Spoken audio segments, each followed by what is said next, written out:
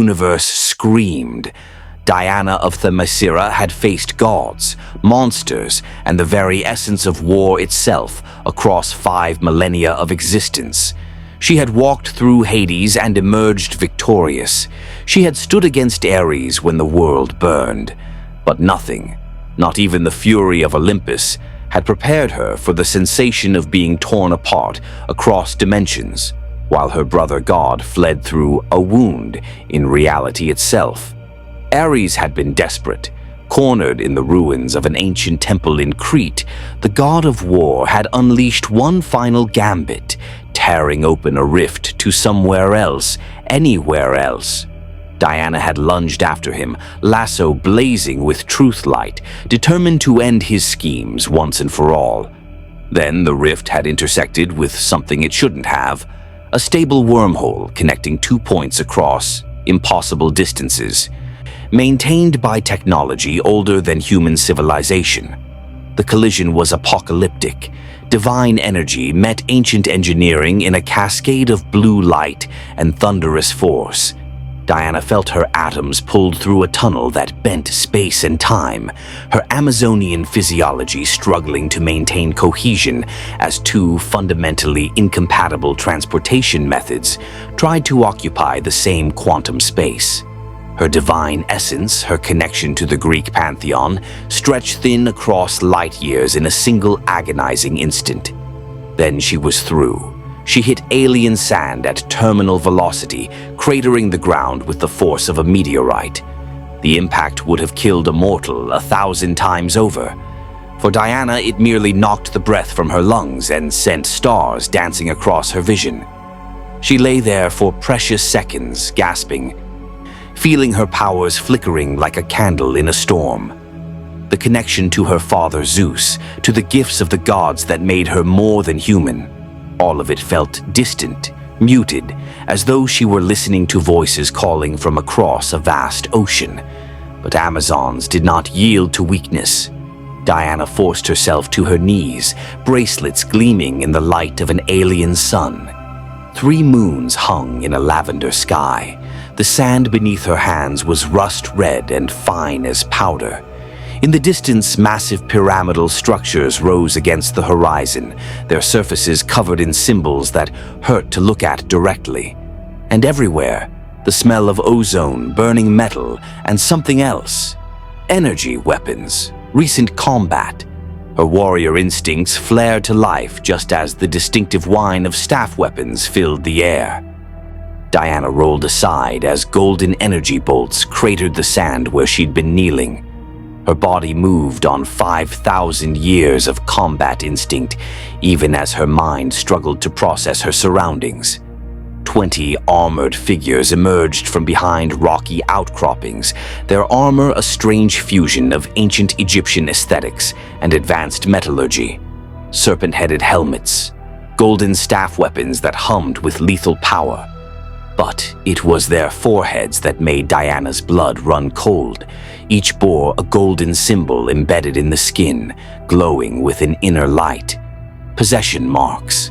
She'd seen similar signs in her travels, mortals claimed by dark powers. "Jaffa, Kree," one bellowed in a language that should have been incomprehensible, but somehow registered in Diana's mind as a command to halt. Diana's hand went to her hip. But the god-killer's sword was gone, lost in the catastrophic transit. The lasso of truth remained coiled at her side, thrumming with faint golden light. Her bracelets were intact. "Enough.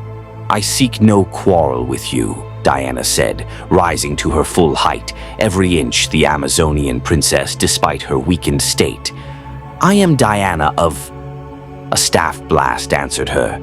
Diana's bracelets came up on pure reflex, the divine metal deflecting the energy bolt into the sand where it exploded in a shower of molten glass. The Jaffa formation faltered, confusion rippling through their ranks. Their weapons could not be deflected. Nothing deflected the weapons of the gods. Then more voices, different, speaking English with American accents. "Weapons free. Cover the civilian." 4 figures in different military gear burst from behind a ridge, 2 men, 1 woman, one whose helmet marked him as the team leader. They moved with practiced efficiency, laying down covering fire with weapons Diana didn't recognize. Projectile weapons, but faster, more powerful than anything she'd seen in her world. "Get down!" The largest man, dark-skinned with a golden emblem tattooed on his forehead, similar to the enemy warriors, bellowed at her. Diana didn't get down. She surged forward instead. Her weakened state meant nothing against mortal opponents. She crossed 30 meters in a heartbeat, bracelets ringing as she deflected another volley of staff blasts. The first Jaffa warrior had time to register shock before Diana's fist connected with his serpent helmet, crumpling the metal and sending him flying backward. She spun, legs sweeping out to catch 2 more, her movements a blur of Amazonian combat technique.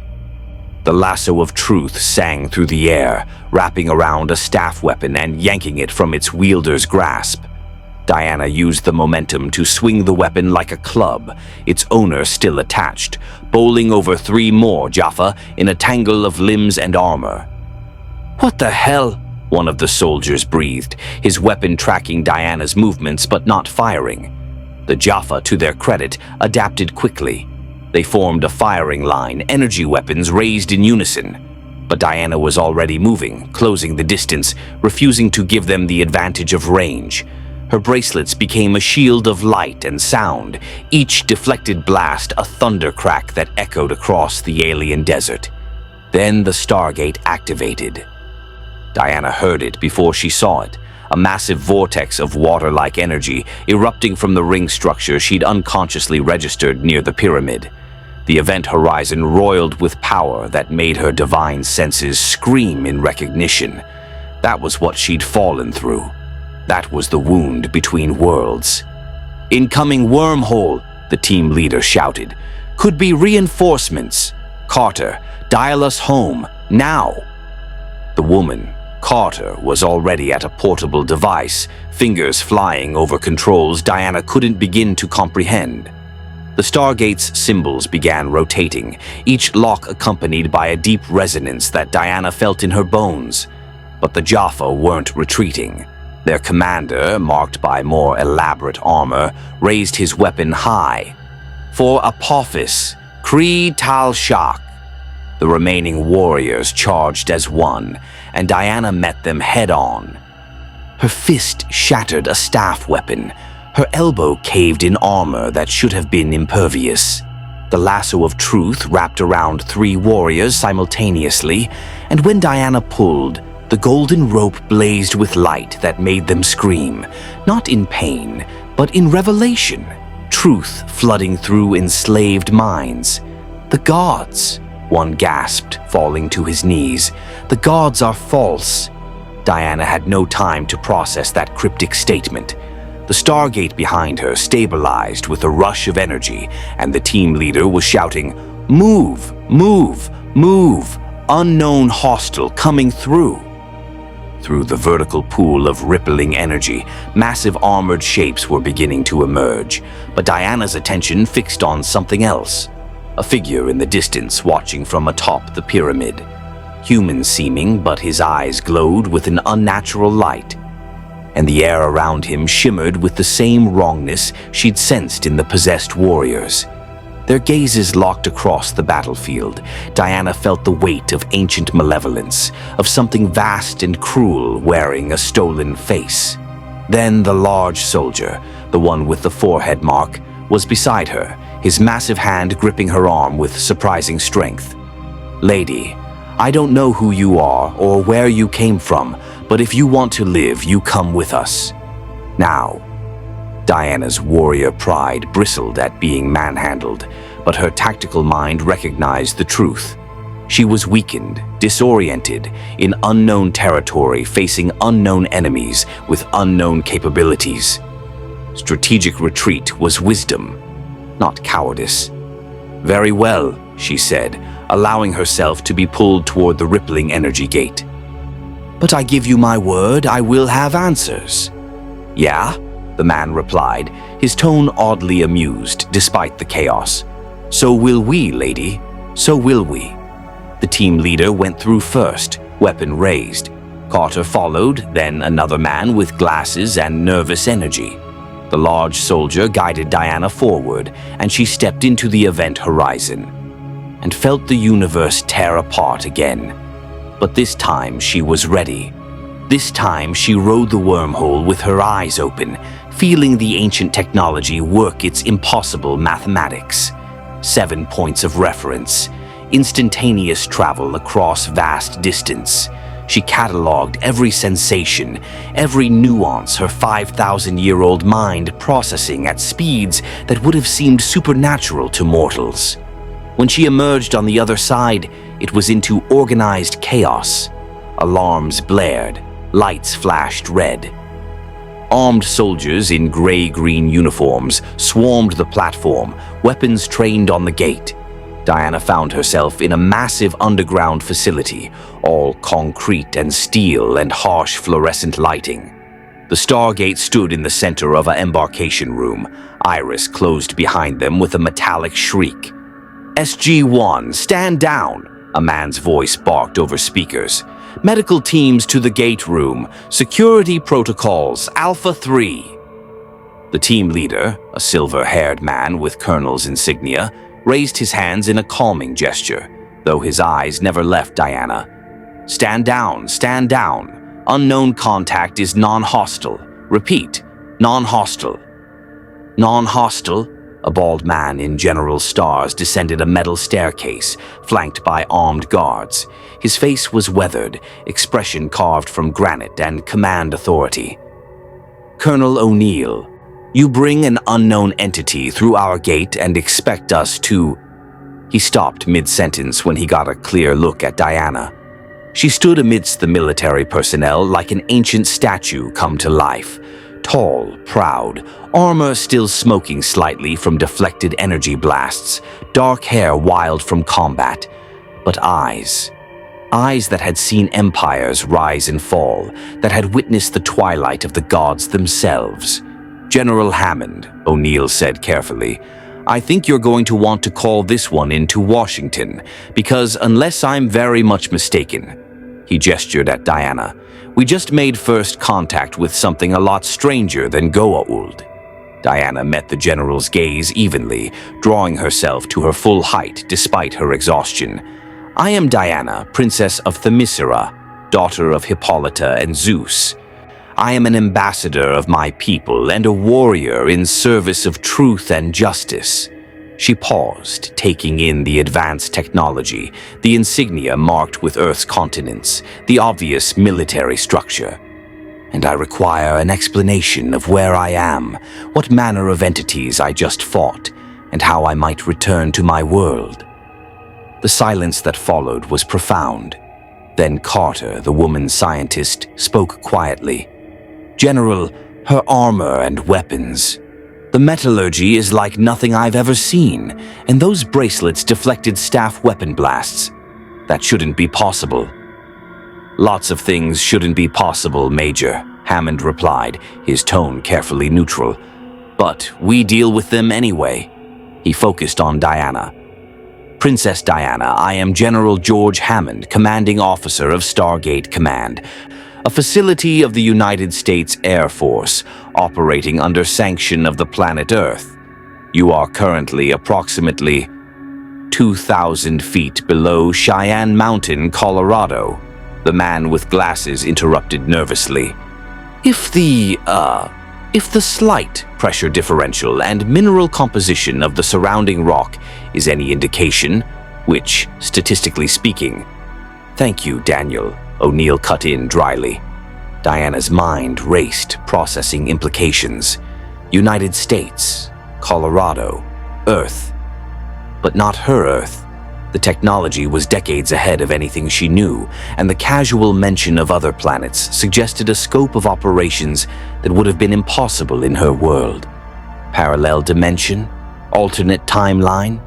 "You're from Earth," she said slowly. "But not my Earth." Oh, O'Neill muttered. "Here we go." The interrogation room was a study in uncomfortable efficiency. Gray walls, a metal table bolted to the floor, chairs that seemed designed to make extended sitting an exercise in endurance, and a one-way mirror that Diana's enhanced senses could easily perceive people watching through. She sat with the patience of someone who had waited out sieges and weathered centuries, her armor still bearing scorch marks from the battle that felt like hours ago but had been mere minutes. Across from her sat Colonel Jack O'Neill, his posture deliberately casual in a way that screamed military intelligence training. Beside him, Dr. Daniel Jackson, the nervous man with glasses, fidgeted with a tablet computer, eyes darting between Diana and streams of data she couldn't quite make out. Major Samantha Carter stood by the door, arms crossed, scientific curiosity warring with military caution on her face. The fourth member of their team, the large warrior with the golden forehead mark, Teal'c, they'd called him, stood like a statue in the corner, his expression unreadable but his attention absolute. "So," O'Neill began, his tone conversational but his eyes sharp as flint. "Princess of, where was it? Themyscira. Can't say I've heard of it, and I've heard of a lot of places, most of them trying to kill us, but still." Diana met his gaze steadily. "That does not surprise me. Themyscira exists outside the realm of mortals, hidden from your world by divine mandate for over 3,000 years. My people, the Amazons, chose isolation after witnessing the worst of humanity's nature in ancient times." Amazons. Daniel leaned forward, excitement overriding caution. "As in, the mythological warrior women of Greek legend, daughters of Ares, warriors who fought in the Trojan War, those Amazons." "The very same, though your histories have garbled much of the truth," Diana replied. "And we are not daughters of Ares. We are his antithesis, warriors dedicated to peace, not slaughter, protectors, not conquerors." Carter's scientific mind was clearly racing. "Colonel, if she's telling the truth about being 3,000 years old, the medical and biological implications alone—" "Major," Hammond's voice crackled through the intercom. "One thing at a time." O'Neill drummed his fingers on the table. "Okay, let's say I believe the whole immortal warrior princess thing. Stranger things have happened, like literally last Tuesday." He fixed Diana with a penetrating stare. "What I need to know is, how did you get here?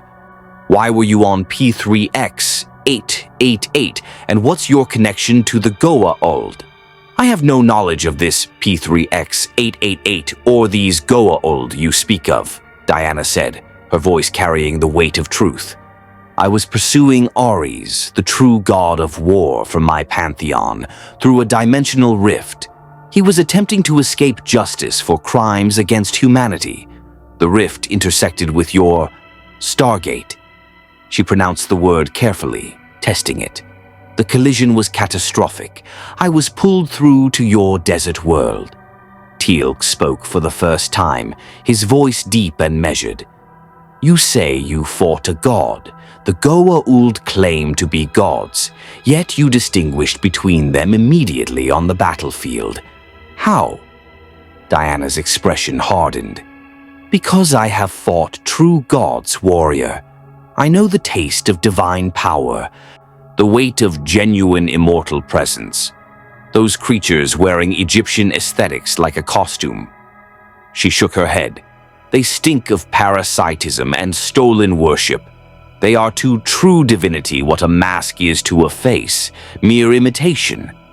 The room fell silent. Daniel's fingers had stopped moving across his tablet. Carter's eyes had widened fractionally.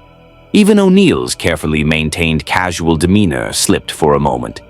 "Well," the colonel finally said, "that's actually the most accurate assessment of the Goa'uld I've ever heard from someone meeting them for the first time."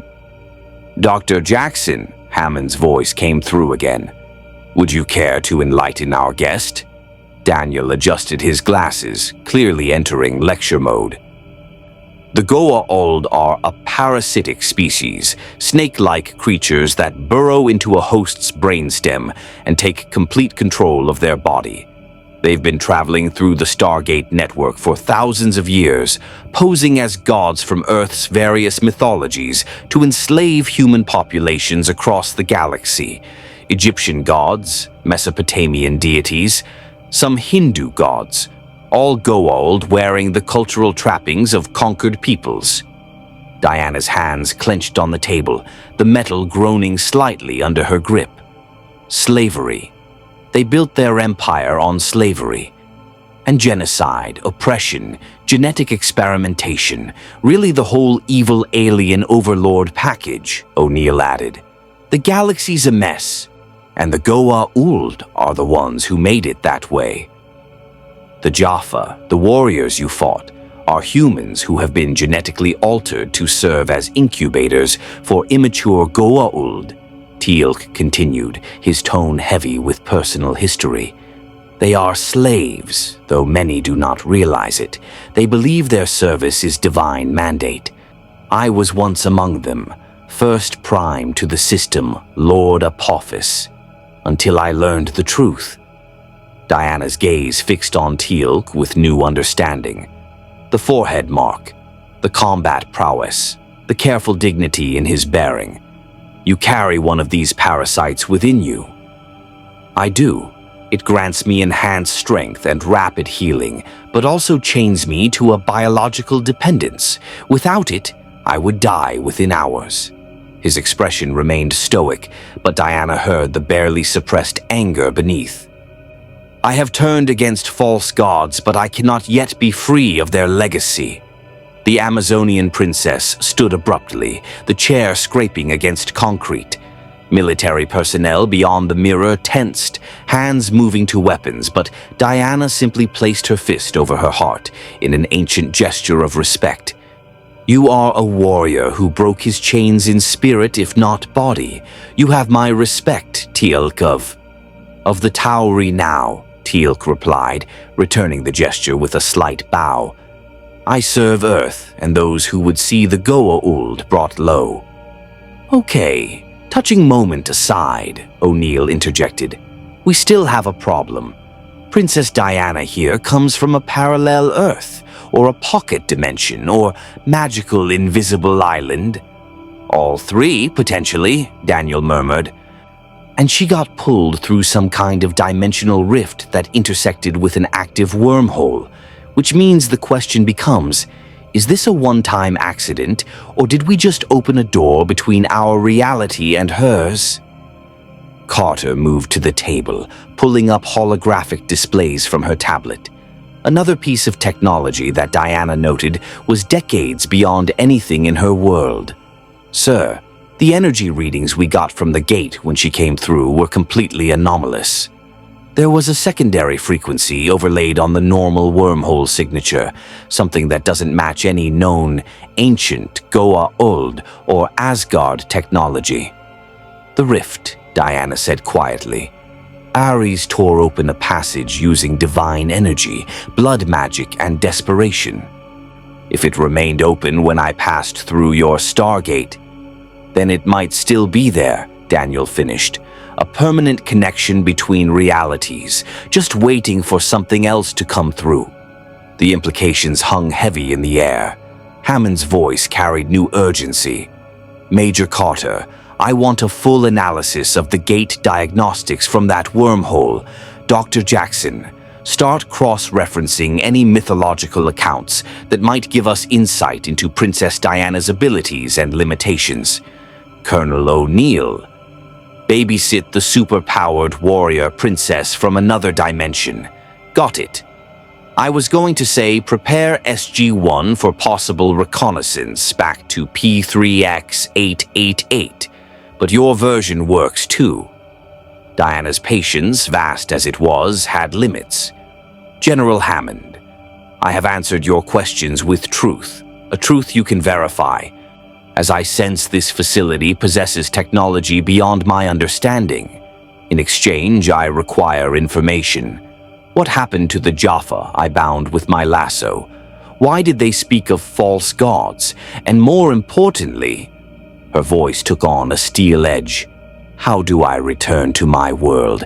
Ares is still out there, and every moment I spend here is a moment he has to wreak havoc in my realm. The door to the interrogation room opened, and Hammond himself entered, his weathered face grave. Princess Diana, I'm going to be frank with you because I think you're the kind of person who appreciates directness. We don't know how to send you home. The Stargate network connects thousands of worlds across millions of light years, but interdimensional travel. That's beyond even ancient technology as we understand it. Diana felt her divine essence flicker with frustration, but she kept her voice level. Then I am stranded. For now, Carter interjected quickly. But we have allies, the Asgard, a highly advanced race, and we're constantly discovering new ancient technology. If anyone can figure out how to reverse the process that brought you here, it's them. And us, she added with quiet confidence. In the meantime, Hammond continued, you're in a unique position. You've already proven yourself in combat against the Goa'uld, and according to Colonel O'Neill's report, you did so while apparently operating at reduced capacity. My connection to the divine realm is weakened here, Diana admitted. The transit damaged the link to my patron gods. I estimate I'm functioning at perhaps 80 to 90% of full strength, though it seems to be recovering slowly. O'Neill whistled low. You took apart a Jaffa patrol at 90%? What are you at full power? Sufficient to face gods and monsters, Diana replied simply. It was neither boast nor threat, merely fact. Hammond nodded slowly, making some kind of command decision. Princess Diana, the United States government, and by extension Stargate Command, exists to defend Earth against threats most of humanity doesn't even know exist. The Goa'uld have attacked us multiple times. They've tried to destroy this world, enslave our people, and they're not going to stop. He met her gaze squarely. You're clearly a warrior with a strong moral compass and abilities that could make a significant difference in this fight. I'm not going to order you to help us. You're not under my command, but I am asking, will you? Diana was quiet for a long moment, weighing the request against her primary mission, returning home to stop Ares. But even as she considered it, she thought of the Jaffa warriors, enslaved by parasitic false gods. She thought of the malevolent presence she'd sensed watching from the pyramid. She thought of Teal'c, carrying the chains of his former oppression even as he fought against it. Amazons were warriors, yes, but they were also protectors. And if she was stranded in this reality, honor demanded she act according to her principles. I will aid you against these false gods, she said finally. Not because I serve your military or your nation, but because slavery is an abomination. And those who would claim divinity while committing atrocities deserve only justice's swift hand. Her eyes hardened. But I do this on my terms. I am not a soldier in your chain of command. I am an ally, and I will act as I see fit. Hammond considered this, then nodded. Fair enough, though I reserve the right to revoke your access to classified areas and missions if you prove to be a security risk. Agreed. O'Neill stood, offering his hand in the military custom Diana had observed. Welcome to the crazy club, Princess. Trust me, you'll fit right in. Diana clasped his forearm in warrior's fashion instead, making the colonel blink. I prefer Diana, and I suspect, Colonel O'Neill, that your crazy club is about to become significantly more complicated. Yeah, he sighed. That's usually how these things go. The VIP quarters they'd assigned Diana were Spartan but functional, a far cry from the palatial chambers of Themyscira. But she'd lived in worse during her travels through man's world. A military cot, a desk with a computer terminal she'd been assured would provide limited internet access under supervision. a private bathroom with running water that seemed almost miraculous for a facility carved into a mountain. She declined the offer of civilian clothes, preferring to remain in her armor despite its damaged state. Sleep would not come, despite her body's exhaustion. The muted connection to her divine patrons left her restless, incomplete, like a musician playing a familiar song on a damaged instrument. She sat cross-legged on the floor instead, entering a meditative state that Amazons use to center themselves after trauma. The knock on her door came 3 hours after she'd been left alone. Diana's eyes opened immediately, every sense alert. "Enter." Dr. Jackson stepped through, carrying a tray with food and what appeared to be several ancient texts. His nervous energy seemed perpetually coiled, ready to spring into enthusiastic lecture at any provocation. I thought you might be hungry, and I had some questions. Well, a lot of questions. Hundreds, really, but I'll try to pace myself." Despite everything, Diana found herself almost smiling. His earnest curiosity reminded her of some of the scholars she'd known in the early days of her time in the outside world. "I have not eaten since before my pursuit of Ares. Your consideration is appreciated, Dr. Jackson." "Daniel, please." He set the tray on the desk, some kind of sandwich, fruit, and coffee. "And I should warn you, I'm an archaeologist and linguist, not a medical doctor, so if you need actual medical attention, Amazonian physiology is remarkably resilient. I will heal." Diana examined the food with interest. The bread was industrial, mass-produced, nothing like the hearty loaves of Themyscira, but sustenance was sustenance. "You brought texts." Daniel's face lit up like he'd been offered access to the Library of Alexandria. "Yes. Okay, so I've been going through every reference we have to Greek mythology, Amazons, and specifically Wonder Woman." Diana nearly choked on her coffee. "Wonder Woman? You don't know." Daniel's expression shifted from excitement to confusion. "In our world, well, in the popular culture of our world, there's a comic book character named Wonder Woman. Created in 1941 by William Moulton Marston. She's an Amazonian princess named Diana, who comes to man's world to fight for peace and justice. She has a golden lasso, indestructible bracelets, and..." He gestured at her. "You're basically her, exactly her." Diana set down the coffee carefully, her mind racing through implications. Comics, sequential art narratives for entertainment, and mythology, apparently, or prophecy, or honestly, I have no idea what this means. Daniel spread out images on the desk, printed pages showing a woman who could have been Diana's twin, dressed in armor that, while more stylized, bore unmistakable similarities to her own. Fighting monsters, deflecting bullets with bracelets, flying through the air with grace that Diana recognized from her own combat style. "This is impossible," she murmured, studying the images with growing unease. "How could your world have stories of me when I've never been here?" That's the million-dollar question.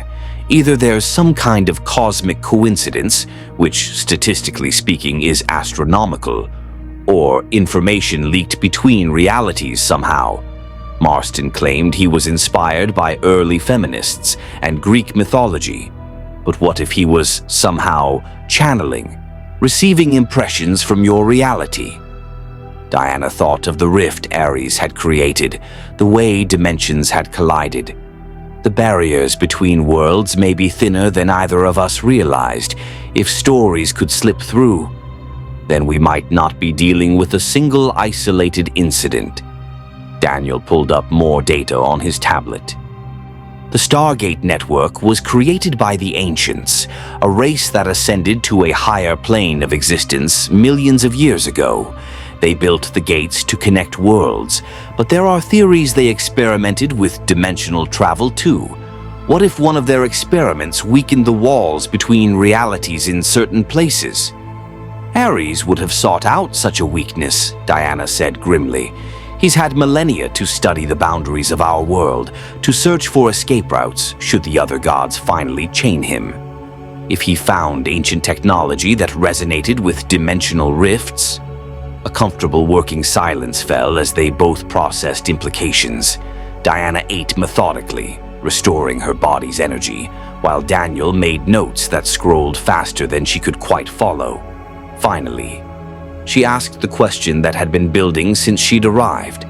The warriors I fought, the Jaffa, when I bound them with my lasso, they cried out that the gods were false. Tell me what that means. Daniel's expression grew somber. The lasso of truth, right? Forces anyone it touches to speak only truth and see through deceptions. Among other properties, yes. Then you gave those Jaffa something most of them never get. Absolute certainty that everything they've been taught, everyone they've served, every god they've worshipped and died for, is a lie. He removed his glasses, cleaning them with a nervous gesture. The Goa'uld have been posing as gods for thousands of years. They've built entire civilizations on that deception. The Jaffa are conditioned from birth to believe their service is holy, that the Goa'uld are divine beings who deserve absolute obedience. And I shattered that conditioning in an instant. Diana felt a weight settle on her shoulders. Those warriors, what will happen to them? If they were recovered by other Jaffa, they'll probably be executed as traitors or heretics. The Goa'uld don't tolerate questions about their divinity. Daniel's voice carried the weariness of someone who'd seen too much tragedy. But there's a resistance movement among the Jaffa, a growing number who've learned the truth and fight to free their brothers. Teal'c is one of their leaders. Diana stood abruptly, pacing the small room like a caged lioness. Then I may have just sentenced those men to death for the crime of knowing truth. Or you may have planted seeds that will spread, Daniel countered. One of the hardest things about fighting the Goa'uld is breaking through their lies. The Jaffa who experienced your lasso, if even one escapes, if even one shares what they learned with others, that truth spreads like fire. Truth at the cost of lives. Yes. Daniel didn't flinch from the hard reality. Welcome to the war against the Goa'uld. Every victory costs something.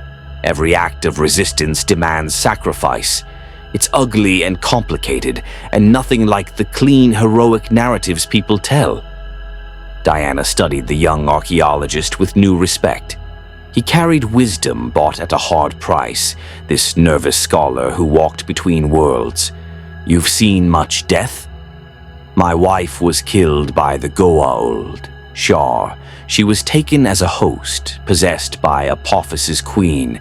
We fought for years to save her, but in the end, he trailed off. Old pain flickering across his features. In the end, we lost her. So yes, I understand what it costs to fight them, and I understand why it still has to be done. The door opened without preamble, O'Neill's method of dealing with emotions apparently involved ignoring them entirely. Hate to break up the philosophy session, but we've got a situation. Conference room, 5 minutes. And Princess, he fixed Diana with a look. You're going to want to hear this. The conference room was full when Diana arrived. SG-1, General Hammond, Major Carter already pulling up holographic displays that hurt Diana's eyes with their complexity, and several other military personnel she didn't recognize. But it was the image on the main screen that captured her attention. The pyramid from P3X888, and standing before it, projected in crisp detail, was the figure she'd glimpsed watching the battle. Human in shape, wearing elaborate gold and black armor styled after ancient Egyptian pharaohs. But his eyes glowed with unnatural light, and even through the recorded image, Diana felt the weight of malevolent intelligence. System Lord Apoffice, Hammond introduced grimly. One of the most powerful Goa'uld commands a fleet of Hatak motherships and countless Jaffa warriors. He's attacked Earth twice, has a particular grudge against SG-1, and according to Tok'ra intelligence, he nodded to Carter. He knows about Diana, Carter said, pulling up sensor data. This message was transmitted on all known Goa'uld frequencies approximately 1 hour ago. It's a declaration to the other system lords. Apoffice's recorded voice filled the room. Speaking in ancient Egyptian that Diana understood perfectly, another gift of the gods still functioning. But for the others' benefit, subtitles appeared. I, Apoffice, master of Serpent Guard, he who is set above all other Goa'uld, announce a great discovery. A new power has entered our domain, one who claims divine heritage and demonstrates abilities worthy of such claim. To the system lords I say, she is mine. Any who seek to take her as host or weapon will face my full wrath. To the Kree who possesses these powers, you have two choices: serve Apoffice willingly and be elevated above all other humans, or resist and watch as I destroy the primitive world you arrived from, burning it to cinders as an example of my power. The message ended. The silence that followed was profound. Well, O'Neill finally said, that's not creepy and threatening at all. Diana's hands clenched into fists, divine energy crackling faintly around her bracelets despite her weakened state. He threatens Earth. He does that a lot, O'Neill replied. We're still here, which should tell you something about his success rate. Sir, the bigger problem is that every system lord just learned about Diana's existence, Carter interjected.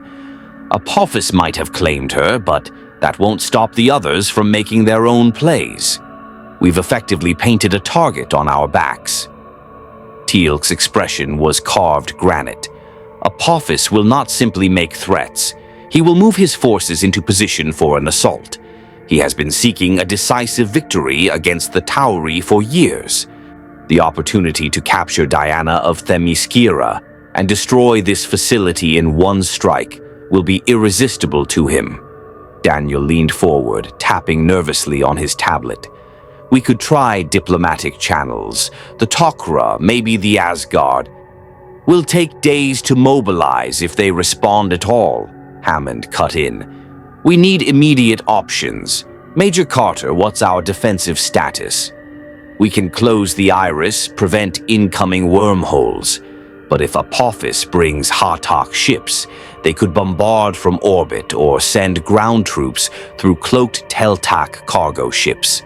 Our defenses are designed for gate assault, not full-scale invasion. Diana had heard enough. She stood, drawing every eye in the room.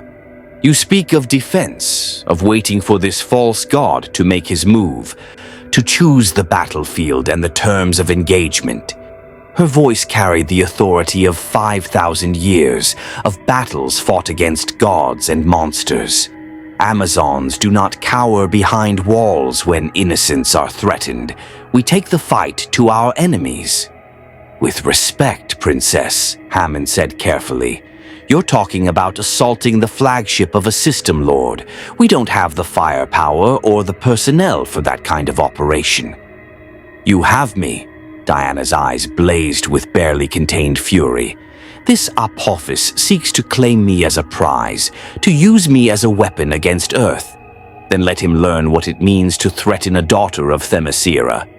Let him discover the difference between parasites playing at divinity and a warrior who has faced true gods and emerged victorious. O'Neill exchanged glances with his team. Some wordless communication passing between them. Then, incredibly, he grinned, a sharp, dangerous expression. You know what? I like her. Carter, start working up mission parameters for a little impromptu visit to Apoffice's mothership. Daniel, figure out where he's likely to stage for an assault on Earth. Teal'c, I will prepare weapons and tactical intelligence on Hatak defenses, Teal'c said, the faintest hint of satisfaction in his voice. Hammond looked like he wanted to object, but after a long moment he simply sighed. "Colonel, this is insane, even by your standards." "Sir, we've been playing defense against the Goa'uld for years. Maybe it's time we reminded them that humans can bite back. Especially when we've got a 5,000-year-old warrior princess with a magic lasso on our side." Diana felt something kindle in her chest, not just the return of her divine power, slowly regenerating in this strange new world, but recognition. These mortals, this team of warriors and scholars, understood something fundamental about warfare that even some gods had forgotten. Sometimes the best defense was a swift, decisive strike at the heart of your enemy's power. "There is one thing you should understand," Diana said quietly, meeting each of their gazes in turn. "In my world I have faced Ares, god of war, Hades, lord of the underworld, monsters that predate human civilization. I do not say this to boast, but so you comprehend what I bring to this fight." Her voice dropped to something cold and absolute. "These Goa'uld are not gods. They are parasites wearing stolen faces and claiming unearned worship, and I have spent millennia teaching false gods the price of their hubris." The room was utterly still. Then Teal'c inclined his head in a warrior salute. "Then perhaps, Diana of Themyscira, we shall teach Apoffice this lesson together. I have waited many years for the opportunity to face my former master with a warrior of your caliber at my side." "All right then," O'Neill said, clapping his hands together. "Let's go poke a god with a stick and see if he bleeds. What's the worst that could happen?" "We could all die horribly and Earth could be destroyed," Daniel pointed out. "Thanks for that, Daniel. Really helpful." But Diana saw past the banter to the grim determination underneath. These people had fought impossible odds before and survived. They would do it again, because that's what warriors did. That's what heroes did, even if those heroes were mortal. The briefing room hummed with controlled chaos as SG-1, various military specialists, and Diana worked through the night planning an assault that had perhaps a 30% chance of success and a 70% chance of spectacular death. Diana had seen similar odds before. The difference was that usually she faced them alone. Major Carter had transformed one wall into a holographic display showing a Hatak mothership in rotating detail, a massive golden pyramid that could house thousands of Jaffa warriors and bristled with weapons designed to reduce planets to molten slag. Diana studied it with the eye of someone who'd laid siege to fortresses that predated human writing, looking for weaknesses in what appeared to be an impregnable structure. "The motherships are built with stolen ancient and Asgard technology," Carter explained, manipulating the display to highlight various sections. Energy shields, ring transporters for rapid troop deployment, staff cannon batteries, and a main weapon powerful enough to crack a planet's crust. They're designed to be symbols of divine power, impressive, intimidating, and very, very hard to kill. "But not impossible," Teal'c added. He highlighted several sections of the hull. "The shield generators are here and here. If both are disabled simultaneously, the ship becomes vulnerable. However, they are deep within the vessel, heavily guarded and separated by multiple decks. So we need to get aboard undetected, split into teams, take out both generators at once, and somehow avoid the several thousand Jaffa warriors who'll be trying to kill us," Daniel summarized. "Anyone else getting a strong, 'this is a terrible idea' vibe?"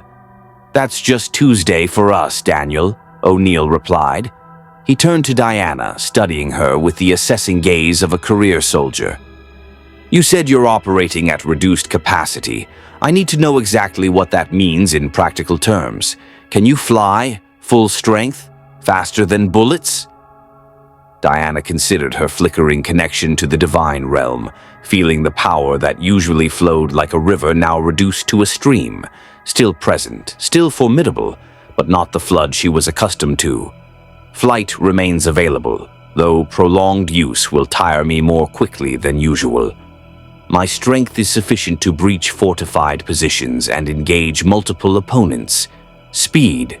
She moved, crossing 10 feet in less than a heartbeat, her hand stopping an inch from O'Neill's face before he could even blink. Remains adequate. Okay, that's terrifying, Daniel muttered. That's useful, O'Neill corrected, seemingly unbothered by the demonstration. Teal'c, you've been on Hatak ships. Where would Apoffice position himself if he's preparing for an assault? The Peltac, the bridge. It provides strategic oversight and direct command of all ship functions. Teal'c pulled up a cross-section of the mothership's upper levels. But Apoffice is paranoid and cautious, despite his arrogance. He will surround himself with his elite Serpent Guard and position his first prime nearby. His first prime, Diana repeated, the equivalent of a field commander. More than that, Teal'c said, and Diana heard personal history in his voice. The first prime is the Goa'uld's right hand, their most skilled warrior, granted command over all other Jaffa. When I served Apoffice in that role, I led armies across galaxies. I carried out his genocides. I enforced his will without question. His jaw tightened. His current first prime is a Jaffa named Chlorel, elevated after my betrayal.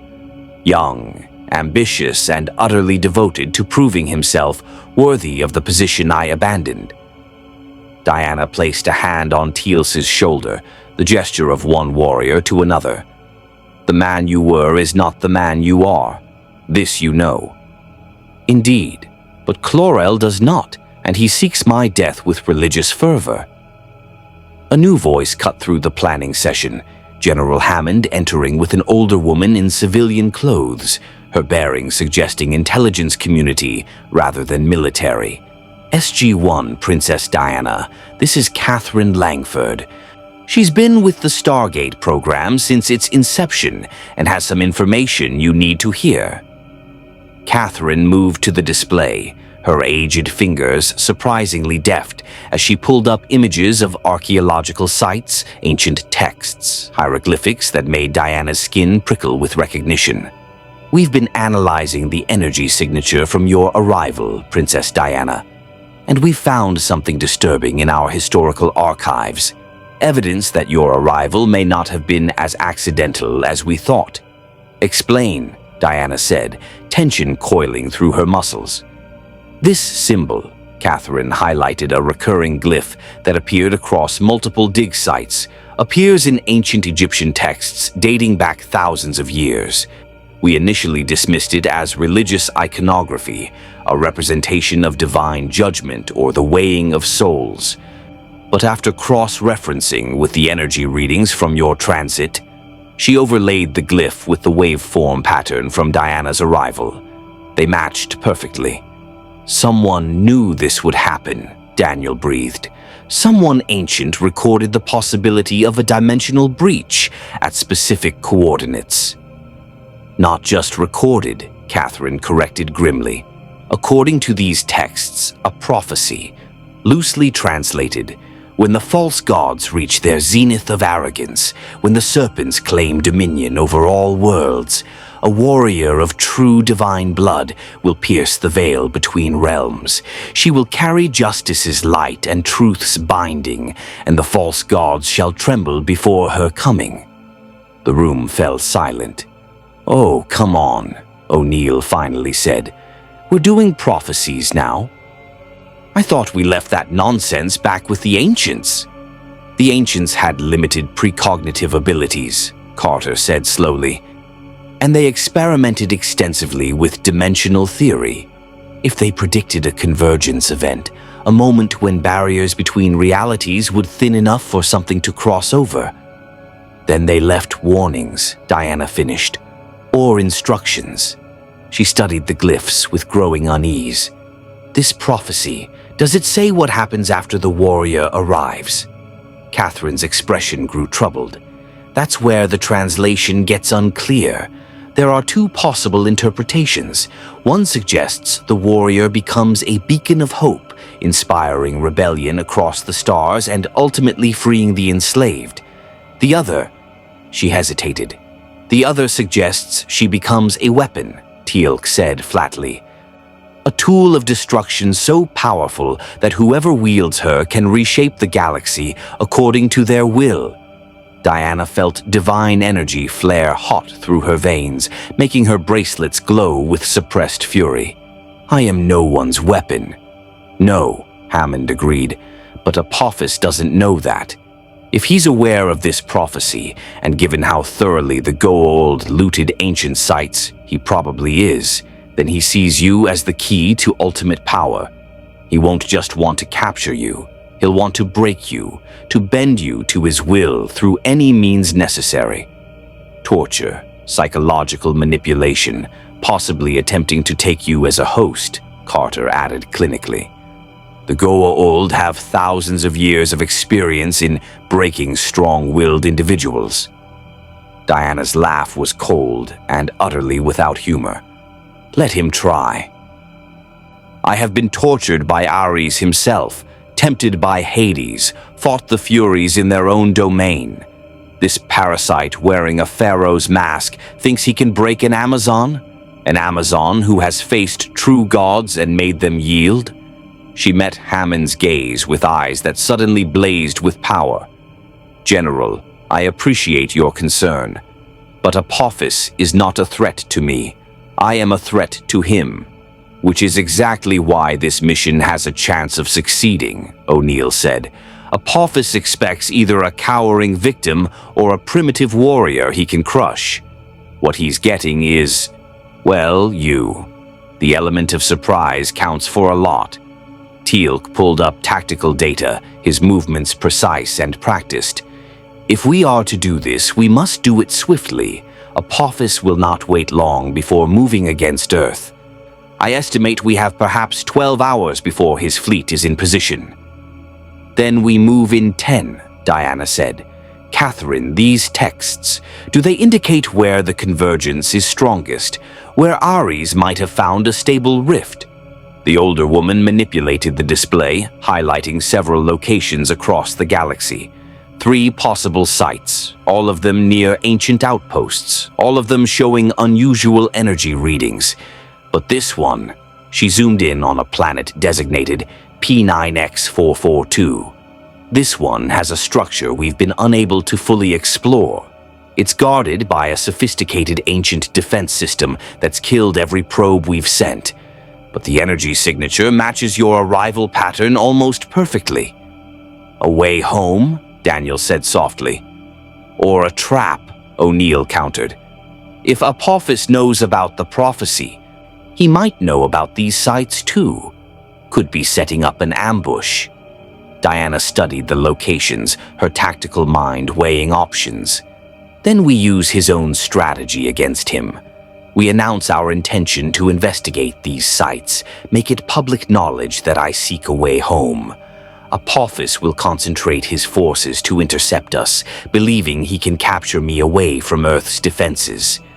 And while he's moving his fleet into position, Carter caught on quickly. We hit him first, hard and fast, before he's ready. Classic misdirection. There's one problem with that plan, Hammond said. We'd be sending you into a fight while potentially cutting off your escape route. If things go badly on that Hartak, you'd have nowhere to run. Diana's smile was sharp and dangerous. General, I did not survive 5,000 years by running. And these Goa'uld have made a fundamental error in their assessment of me. Which is? Daniel asked. They see a warrior who arrived weakened, diminished from her full power. They see an opportunity to capture something valuable before it can recover fully.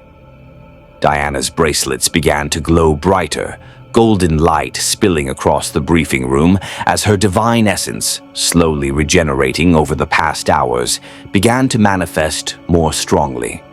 What they fail to understand is that even at 90% capacity, even reduced from my full might, I am still a daughter of Zeus, still an Amazon, still someone who has gone to war against Olympus itself and emerged victorious.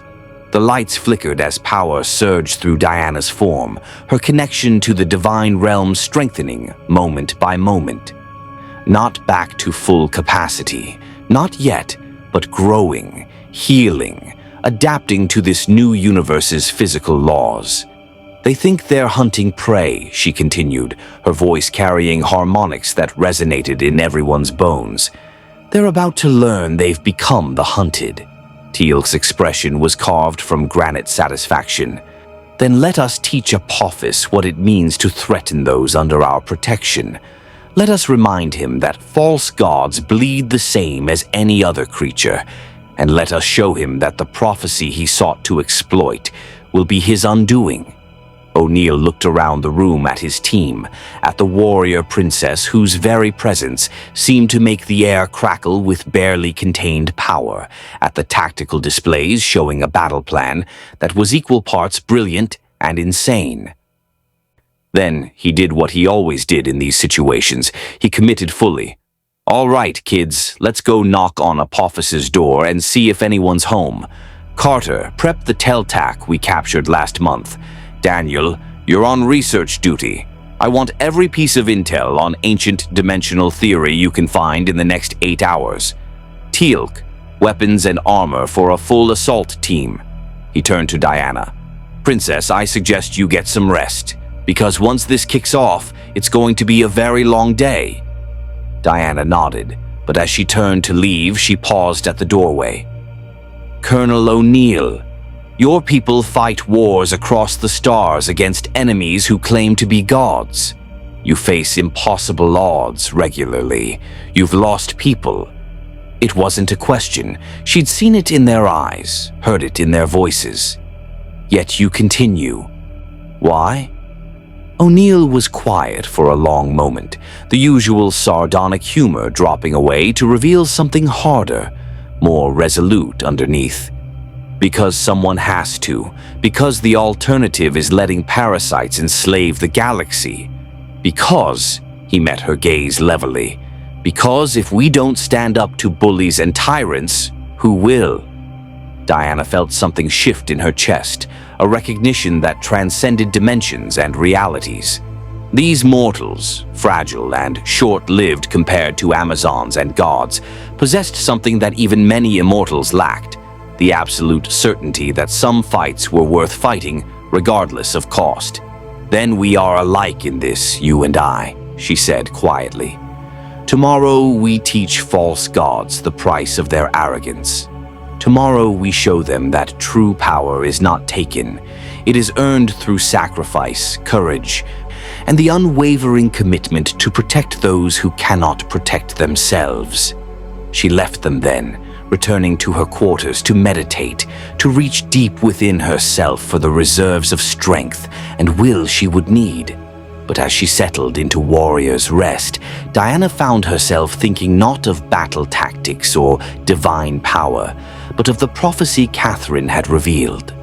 A warrior of true divine blood would pierce the veil between realms. She had done that, though not by choice. She will carry justice's light and truth's binding. The lasso of truth pulsed softly at her side, as if confirming the prophecy's accuracy. And the false gods shall tremble before her coming. Diana's eyes opened, glowing faintly gold in the darkness of her room.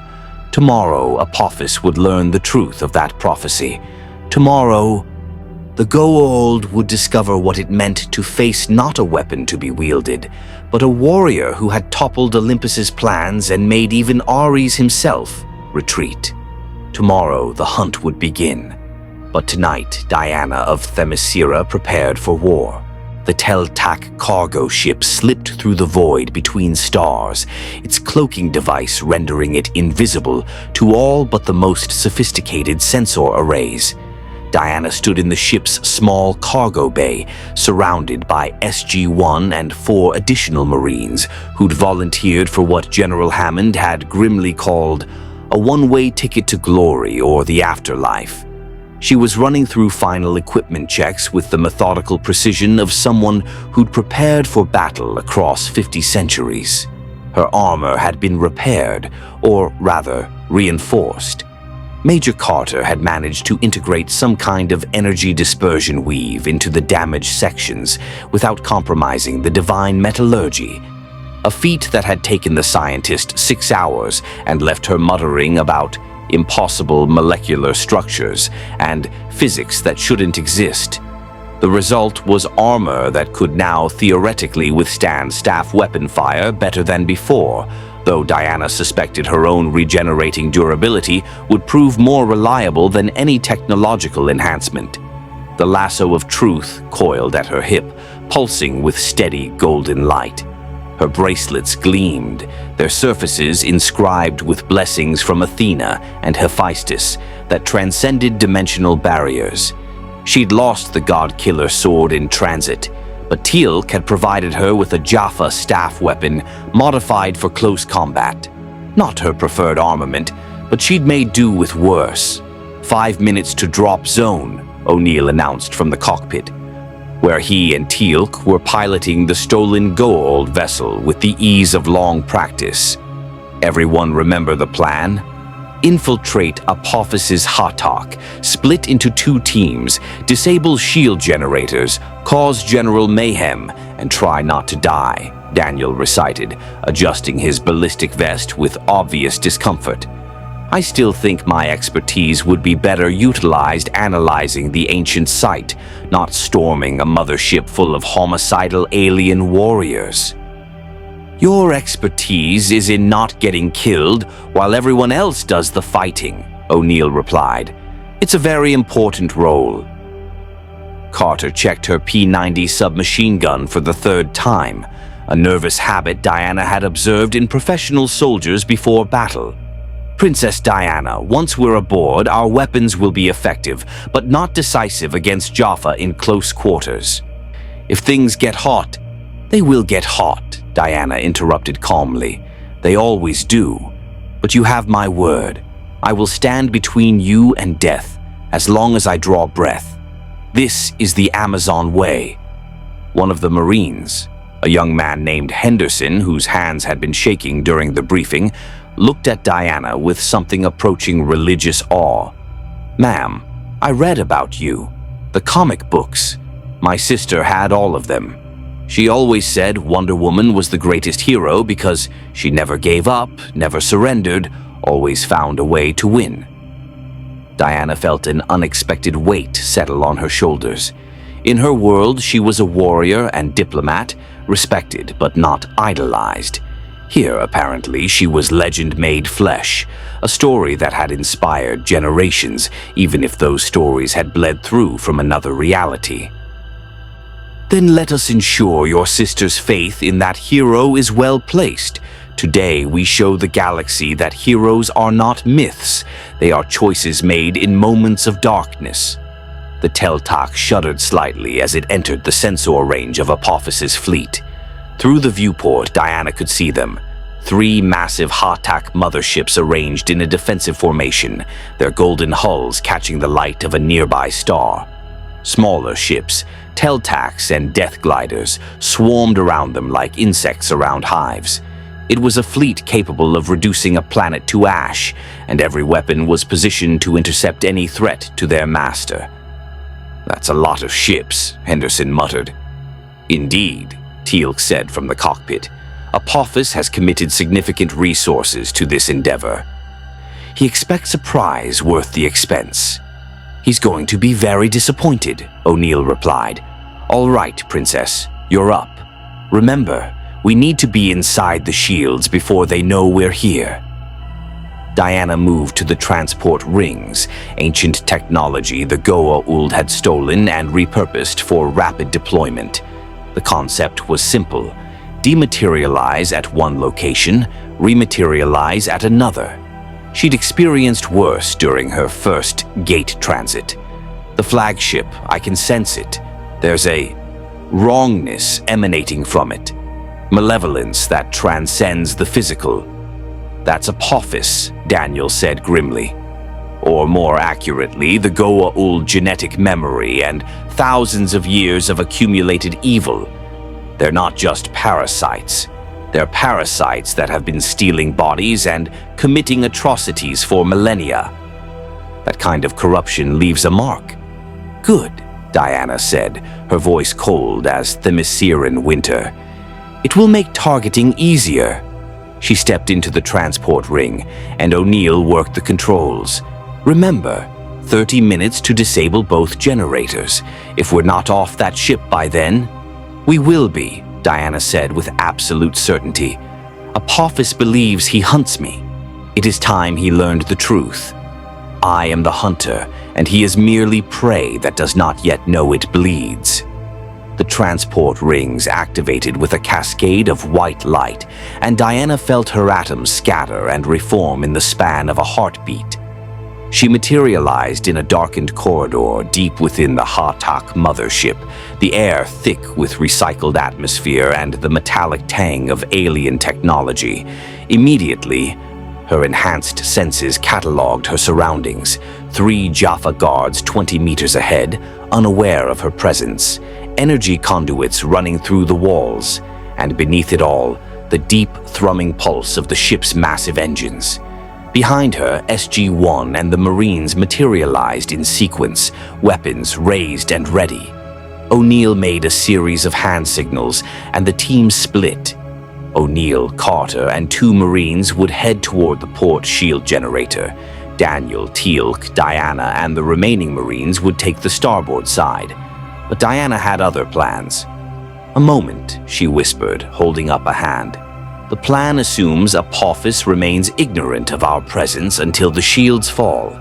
But if we truly wish to unbalance him, to make him react emotionally rather than tactically, you want to announce yourself," Teal'c said, understanding immediately.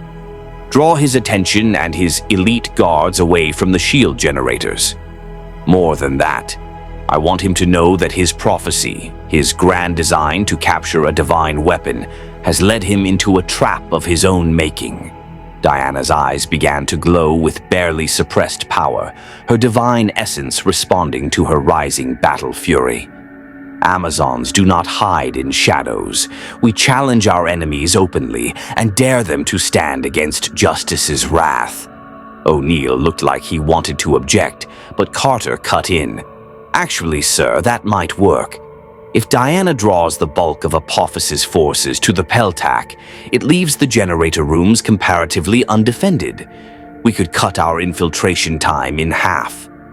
And the part where Princess Diana fights roughly 1,000 Jaffa warriors alone?" Diana smiled, and it was not a gentle expression. "Colonel, I once held the pass at Thermopylae alongside 300 Spartans against the Persian Empire.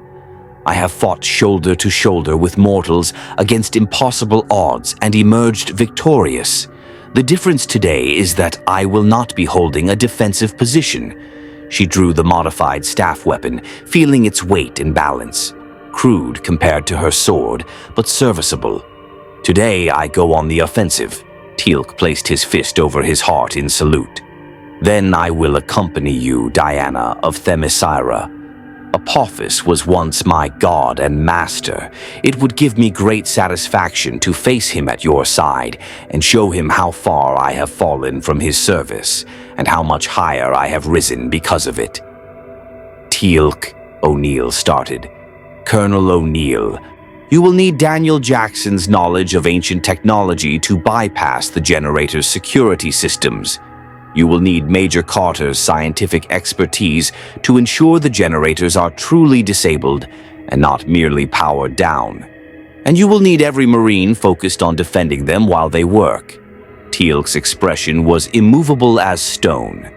But Diana needs someone who knows this ship's layout, who understands Jaffa tactical doctrine, and who can anticipate Apoffice's responses.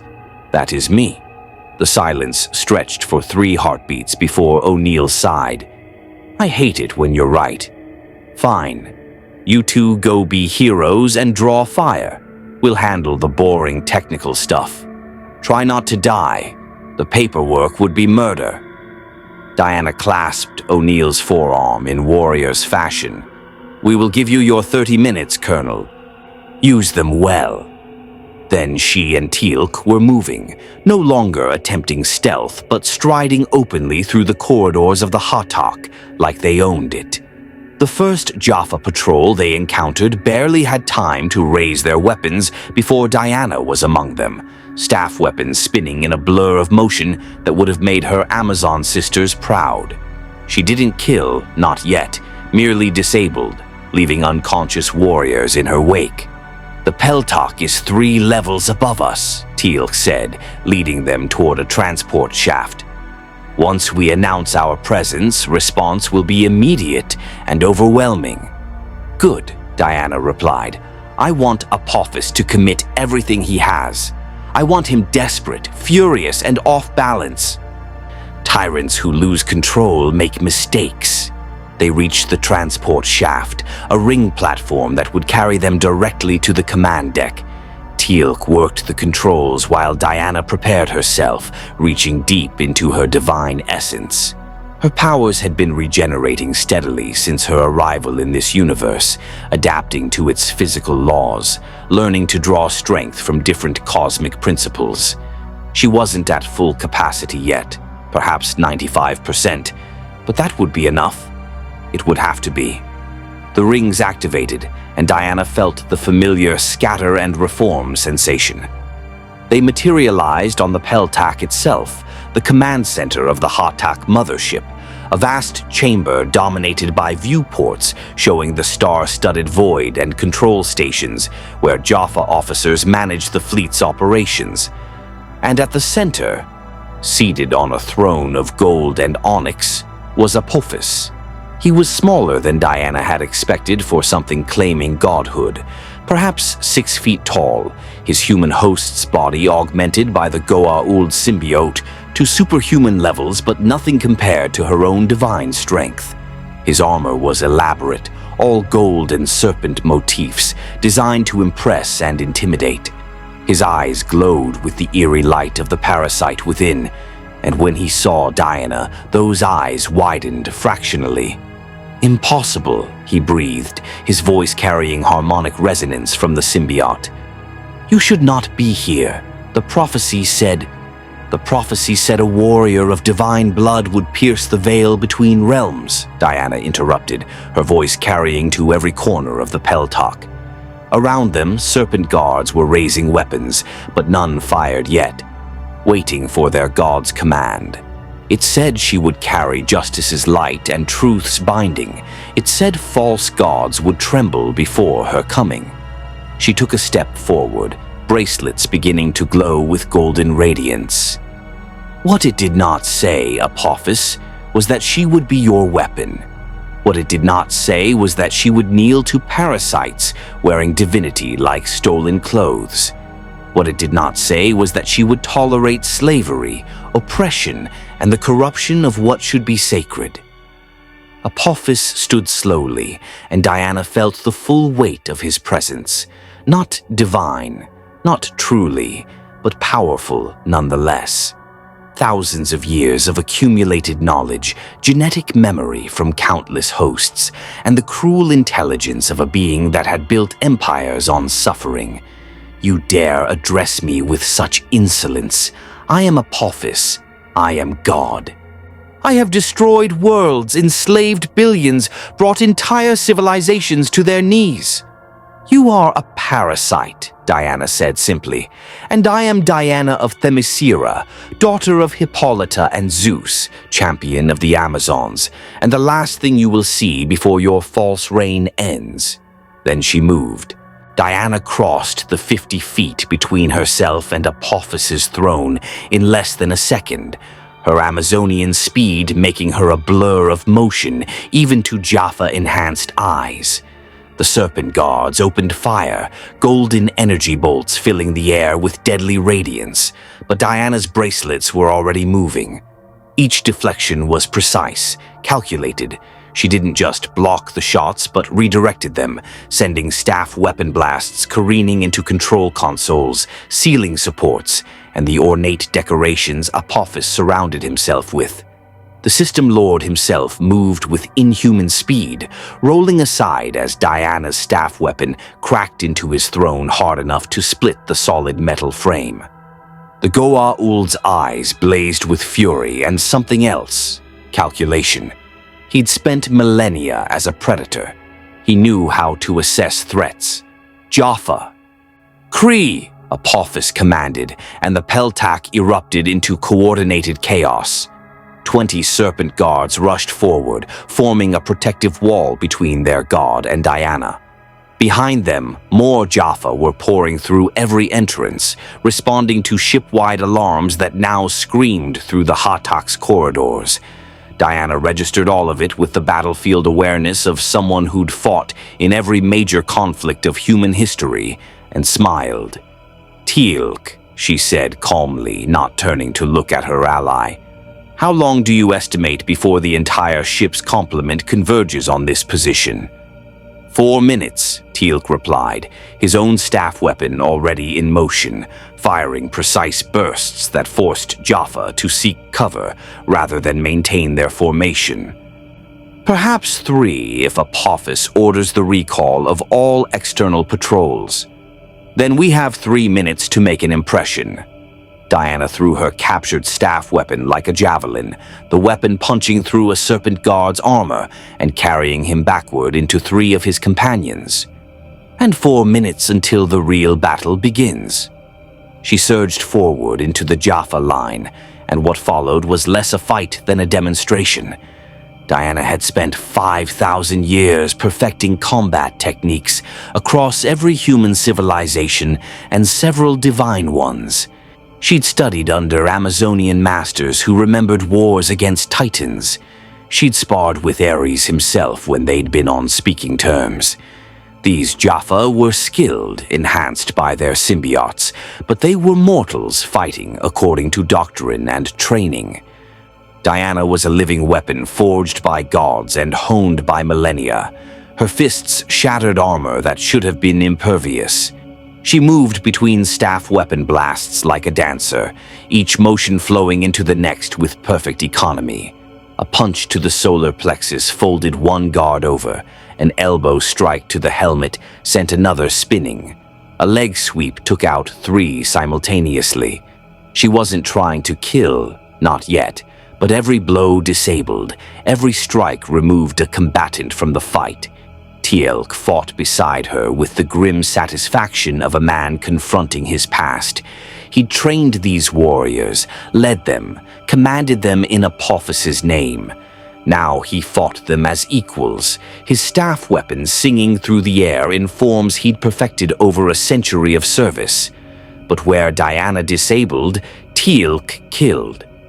These were his brothers who'd refused to see truth, who'd clung to false divinity, even when presented with evidence of the Goa'uld's lies. He gave them clean deaths, warrior to warrior, and Diana saw the pain it cost him in the tightness around his eyes. "The shield generators," Apoffice roared, his voice carrying harmonic command. "They're attacking the shield generators. Redirect forces to—" Diana was on him before he could finish, having used a serpent guard's body as a springboard to vault over the protective line. Her hand closed around the system lord's throat, divine strength meeting Goa'uld-enhanced physiology. Apoffice's eyes widened as Diana lifted him one-handed, his feet dangling above the deck. "You will give no such order," Diana said, her voice cold as void between stars.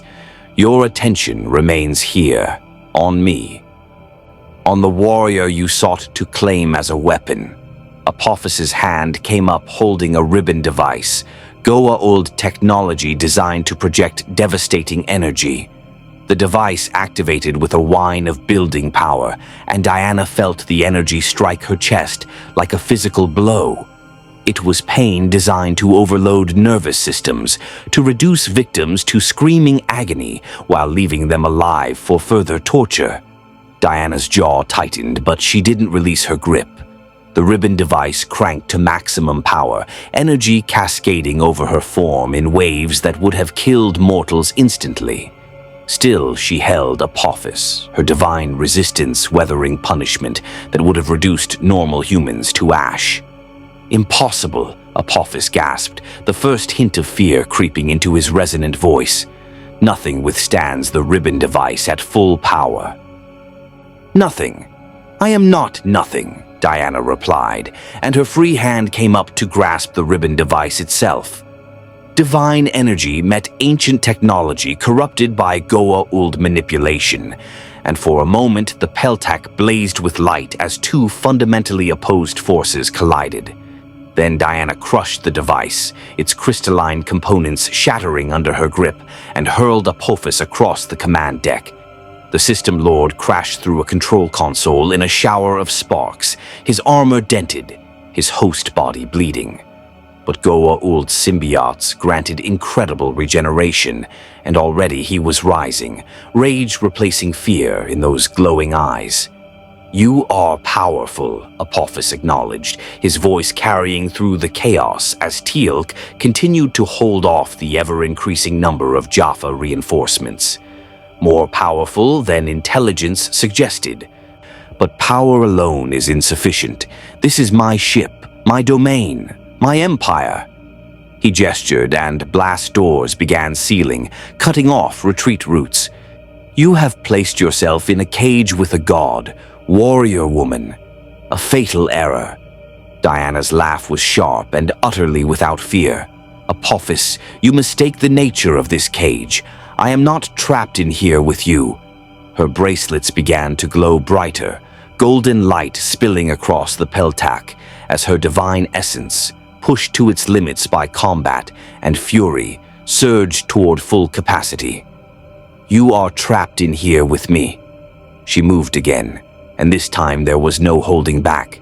This time she fought as an Amazon at war, as a demigod with 5,000 years of battle fury to unleash. Her fists became blurs, each strike carrying force enough to crater metal. She caught a serpent guard's staff weapon mid-swing and broke it over her knee, then used the pieces as clubs. The lasso of truth unfurled from her hip, and wherever it touched Jaffa warriors, they fell to their knees, truth flooding through enslaved minds. "The gods are false," one warrior screamed, the lasso burning away lifetime of indoctrination in seconds. "We are slaves. We have always been slaves," another cried out, his staff weapon clattering to the deck. "Free us! Free us from the lies!" Apoffice watched his perfect soldiers break under the weight of truth, and Diana saw naked fear flash across his stolen face. This was what truly terrified the Goa'uld, not superior weapons or advanced technology, but the simple, devastating power of truth laid bare. Everything they'd built, every empire and dynasty and claimed divinity, rested on lies, and Diana's lasso burned through those lies like sunlight through shadow. "Enough!" Apoffice raised both hands, and the air around him shimmered. Diana felt a surge of energy unlike anything she'd encountered. Not staff weapons or ribbon devices, but something older, darker.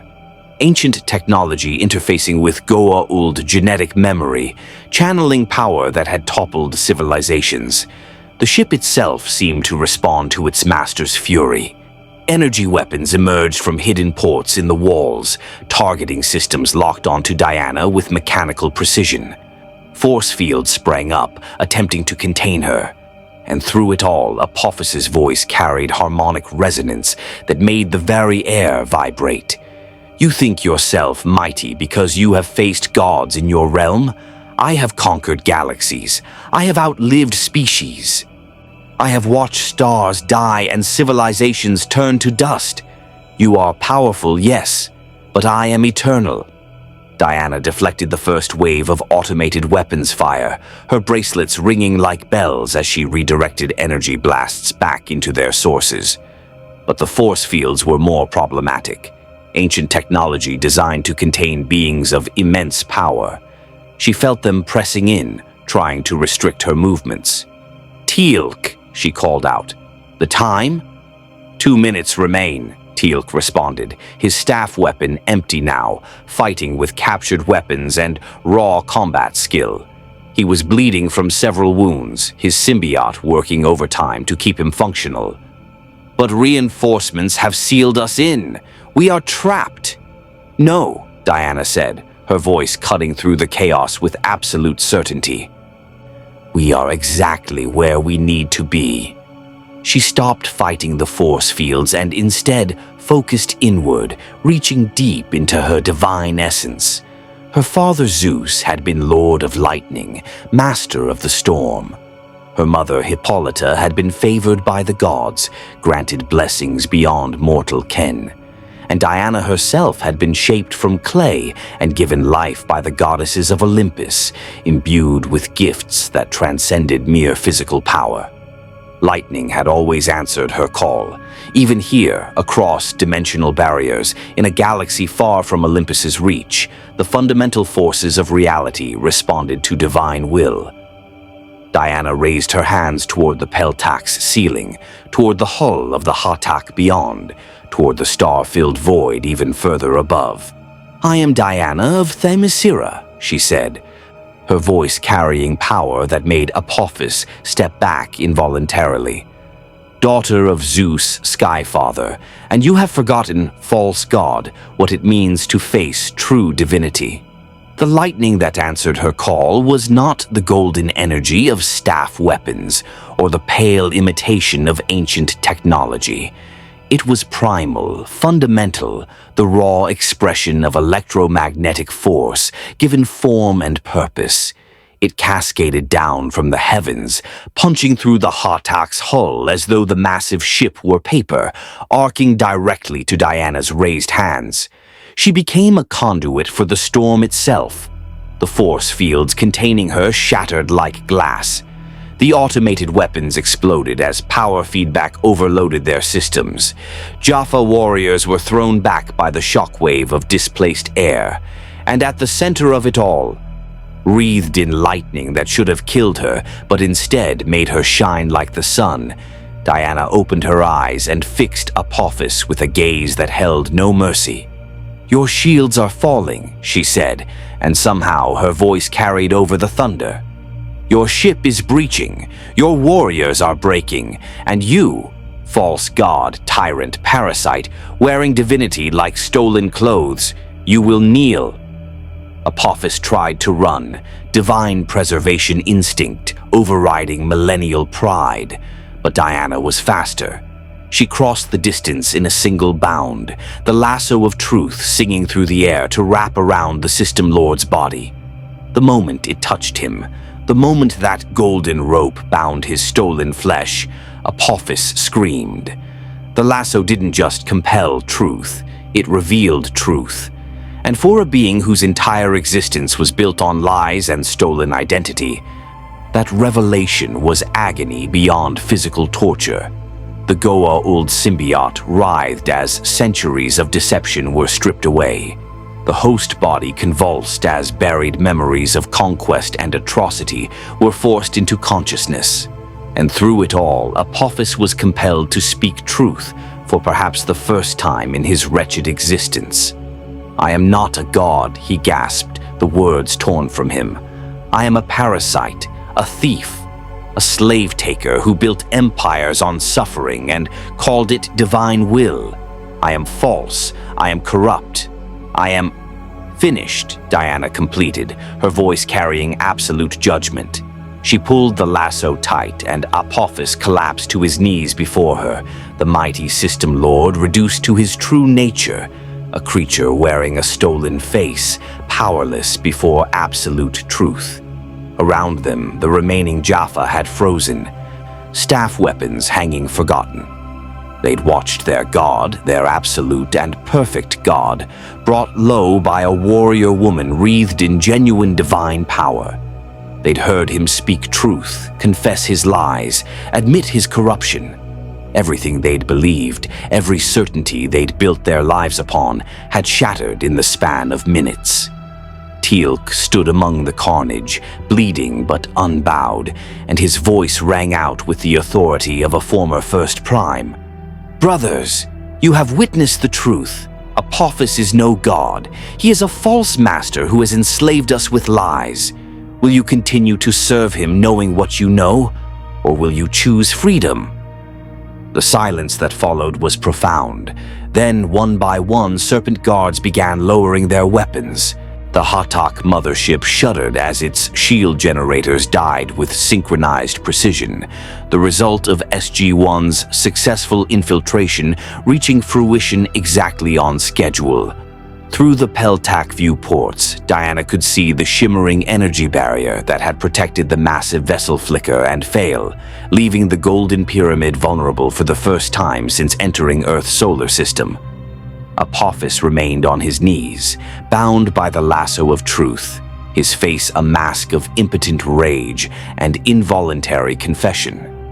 The dozens of Jaffa warriors throughout the command deck stood frozen in various states of crisis, lifetimes of indoctrination warring with the undeniable truth they'd just witnessed. Some wept openly.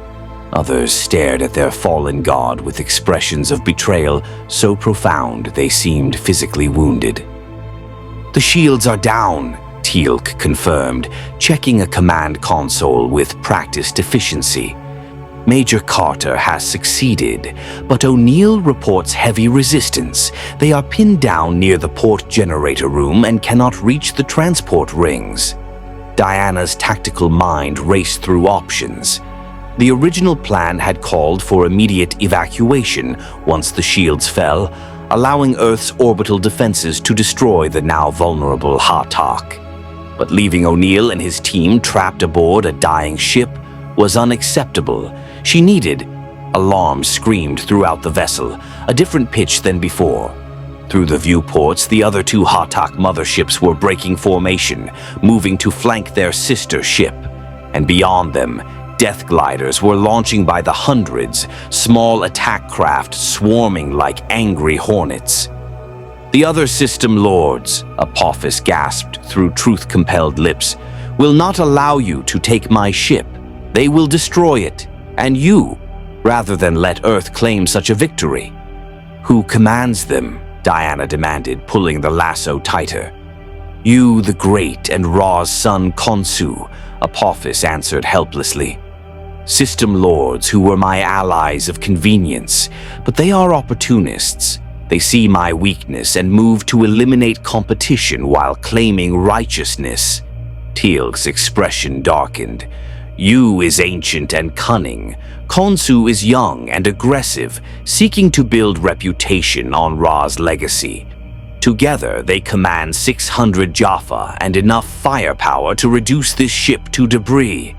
Diana released Apoffice, letting him slump to the deck, still bound by the lasso, still unable to act on his malevolent will, but no longer her immediate focus. She moved to the viewport, studying the approaching vessels with a warrior's eye for terrain and tactical advantage. The Hatak ships were massive but cumbersome. The death gliders were fast but fragile. And somewhere below, on Earth, there were allies with advanced weapons and the will to use them. "Can this ship's weapons still fire?" she asked.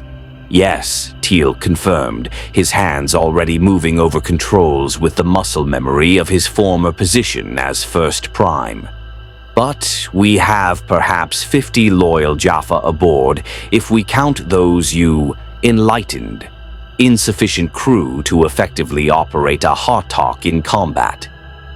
One of the Serpent Guards, a warrior who'd been among the first to lower his weapon after Apoffice's confession, stepped forward hesitantly. His armor was scorched, his helmet discarded to reveal a scarred face marked by decades of service.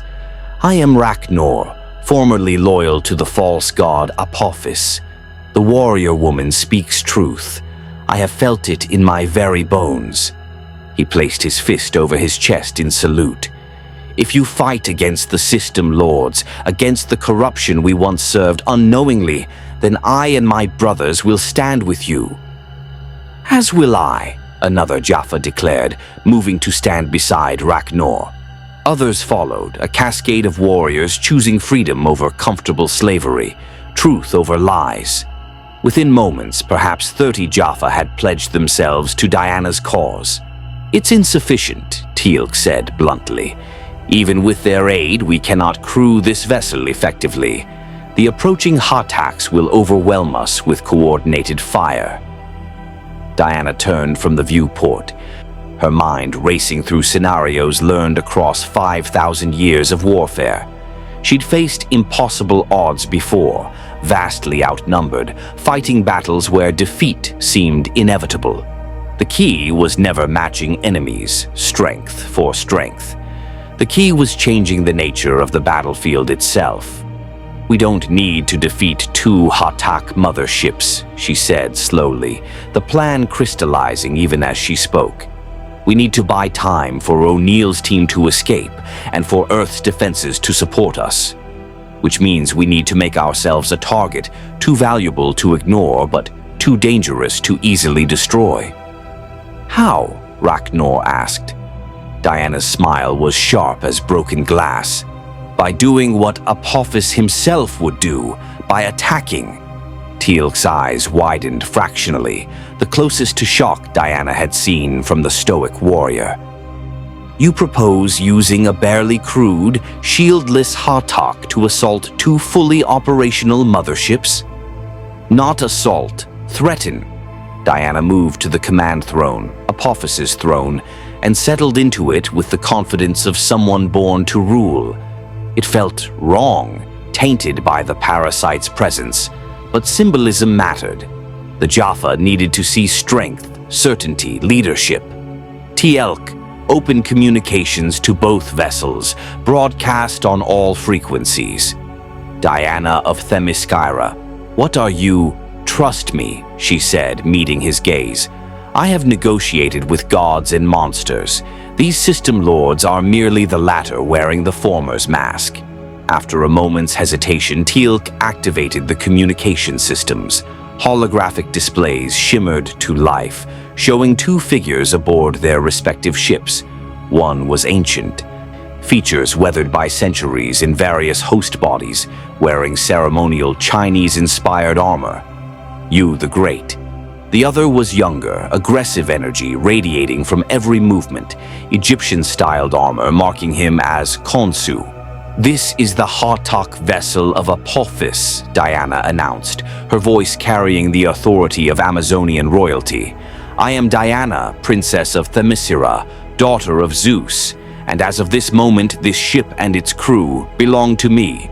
Apoffice has been defeated, bound, and stripped of his false divinity.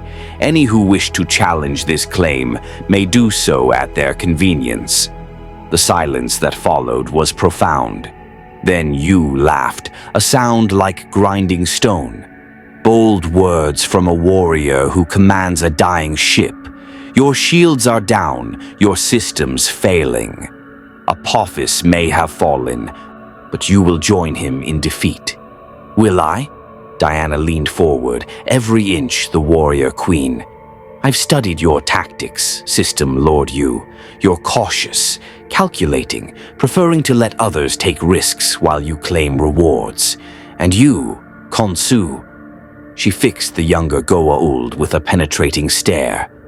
"You're ambitious, hungry to prove yourself worthy of Ra's legacy, but neither of you are fools, so let me present you with a calculation."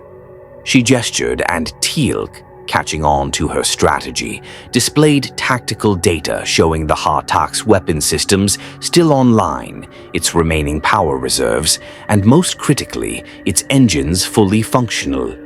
"This ship may lack shields, but it retains full offensive capability and mobility. If you destroy it, you gain nothing but the satisfaction of killing your rival. But if you move to attack," Diana's smile turned predatory, "I will ram this entire mothership directly into one of yours at maximum velocity. Perhaps both, if I'm feeling ambitious. A Hattak collision at combat speeds would cripple even a fully shielded vessel, possibly destroy it outright. So tell me, System Lords, which of you wants to die today?" Yu's expression flickered, calculation warring with caution. Khonsu looked furious, but also uncertain. This wasn't how encounters with primitive species were supposed to proceed. This warrior woman wasn't cowering or begging or even negotiating from weakness. She was threatening mutual destruction with the calm certainty of someone who'd done it before. "You bluff," Khonsu snarled. "No warrior would sacrifice themselves so readily." "No," Diana stood, moving to the viewport where both system lords could see her clearly. "I have lived for 5,000 years. I have fought in every major human conflict. I have faced gods and monsters and came through victorious. I have died and been resurrected. Life and death are concepts I've transcended so many times they've lost meaning." She let power flare around her, divine essence making her shine like a newborn star. "But honor, truth, justice, those are eternal. And I swear by all three, I will die before I let parasites enslave this galaxy, unchallenged." "She speaks truth," Apoffice gasped from where he lay bound. "I have felt it. She will do exactly as she threatens." Yu studied Diana for a long moment, his ancient eyes weighing millennia of experience against this unprecedented threat. Finally, he spoke. "I propose an alternative. Withdraw from this system, warrior woman. Take Apoffice as your prize if you wish, but leave this battle. Earth is beneath the attention of the system lords. Let it remain insignificant." "No," Diana said flatly. "Earth is under my protection now, as are all worlds plagued by your false divinity. You will withdraw your forces, or I will teach you why Zeus's daughter should never be threatened." "Impossible! We are gods!" Khonsu roared. "We will not retreat before a primitive." His ship exploded. Not completely. A Hatak was too massive to destroy with a single strike, but a significant portion of its port flank erupted in flame as multiple missile impacts tore through armor and energy systems. Through the viewports, Diana saw the source. Earth's orbital defense platforms, hastily repositioned during the confrontation, unleashing everything they had. General Hammond's voice crackled through the communication system, speaking directly to the Peltac. "Princess Diana, this is Stargate Command. We have you on sensors. Permission to provide fire support." Diana's grin was fierce and triumphant. "Permission enthusiastically granted, General. Please demonstrate to our guests Earth's hospitality toward tyrants." More missiles streaked through the void, followed by energy weapons Diana didn't recognize. Ancient technology salvaged from various missions, now deployed in Earth's defense. The attacks weren't enough to destroy a Hatak, but they were enough to hurt, to damage, to make the System Lords realize this primitive world had teeth. "System Lord Yu," Diana said, turning back to the holographic display. "Your calculations just changed. This is no longer an easy victory. This is a potential quagmire that could cost you ships, warriors, and reputation. So I ask again, which of you wants to die today?" Yu was silent for a long moment, ancient cunning warring with pride. Finally, he spoke, his voice carrying grudging respect. "You are either the bravest warrior I have encountered or the most foolish. I have not decided which, but I am old enough to recognize when a battle's cost exceeds its value." His image flickered. "Khonsu, we withdraw. This world and its strange champion are not worth the expense."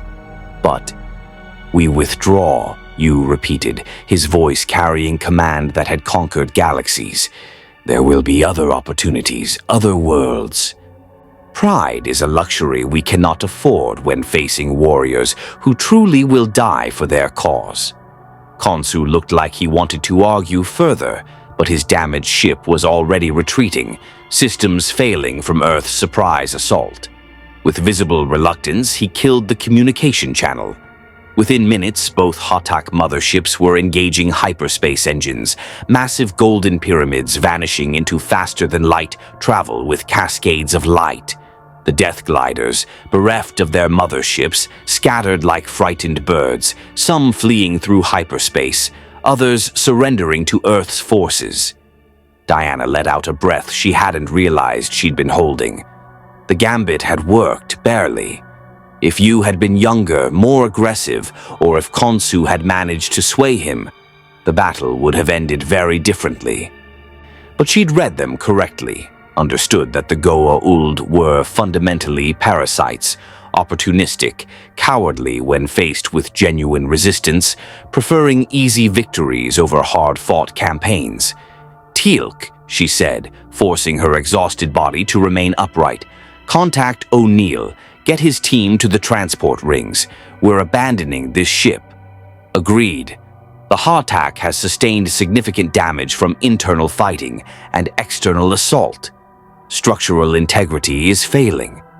Teal'c worked the communication systems. "Colonel O'Neill, this is Teal'c. The system lords have withdrawn. You are clear to evacuate." O'Neill's voice came through, slightly breathless. "About damn time. We're running for the rings now. Princess, remind me to never doubt your ability to bluff our way out of certain death again." "It wasn't entirely a bluff," Diana replied. "If they'd pressed the attack, I would have rammed them."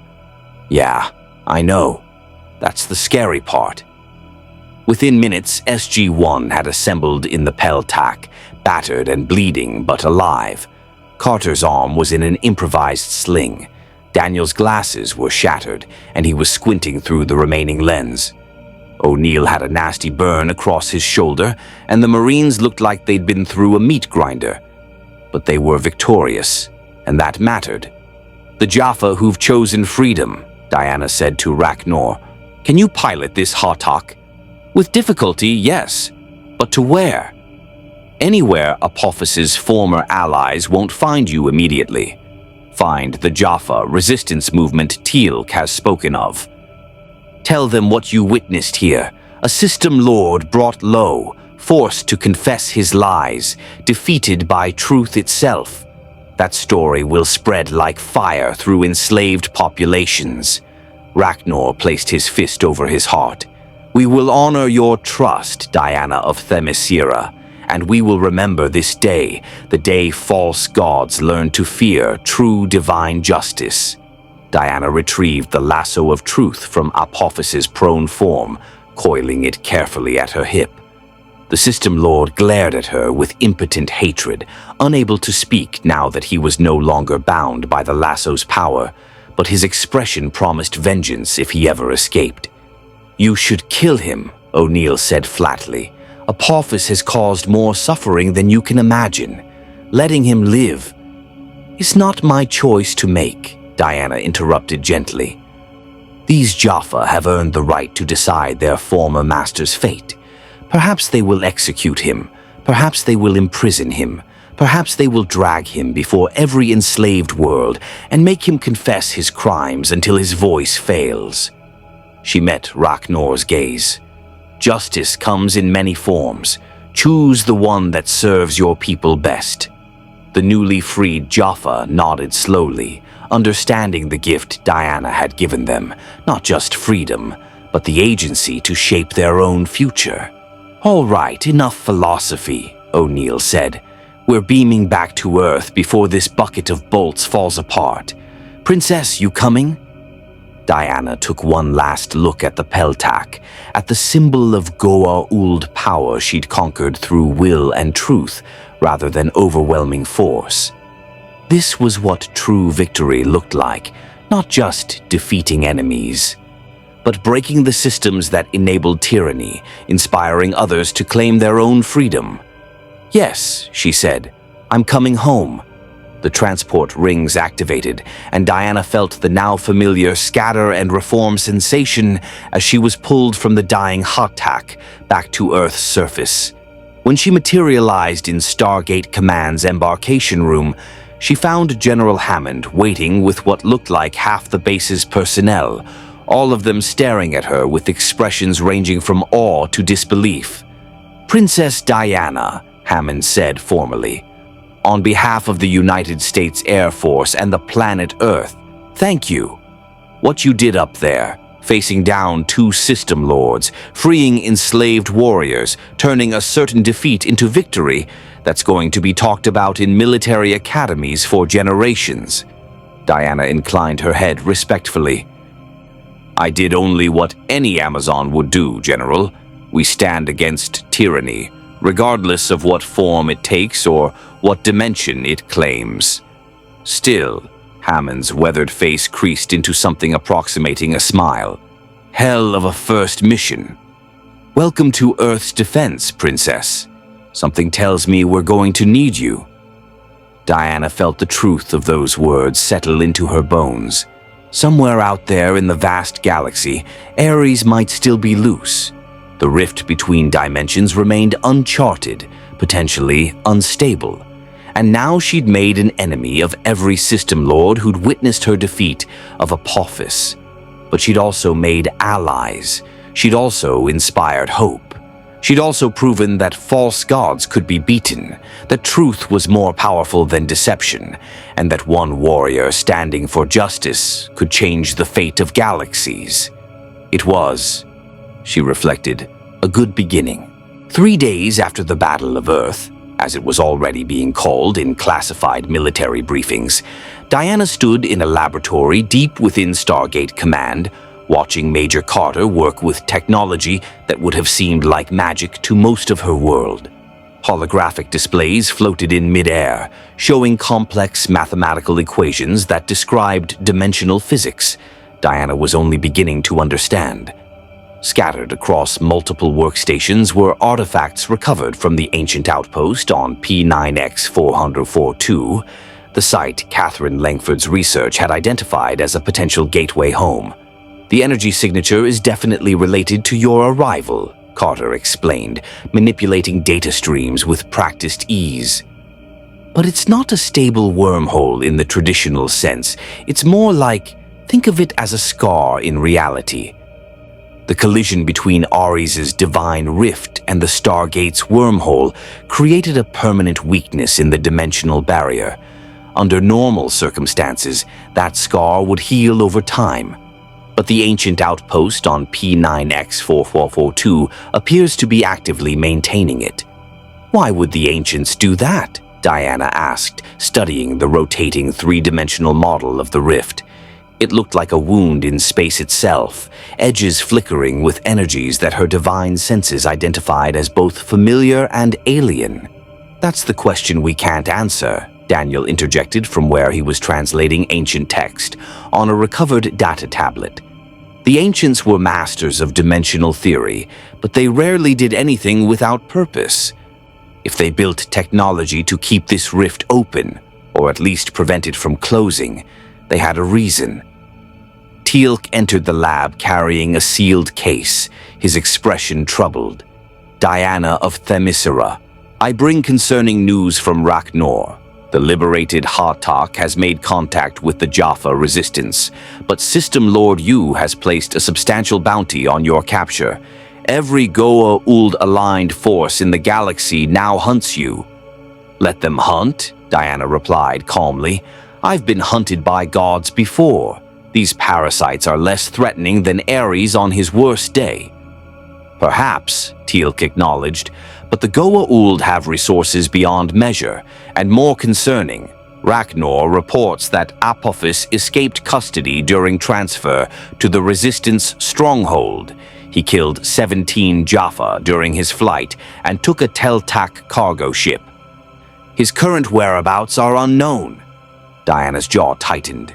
She'd known killing Apoffice would have been cleaner, simpler, but she'd given the choice to the freed Jaffa as a matter of principle.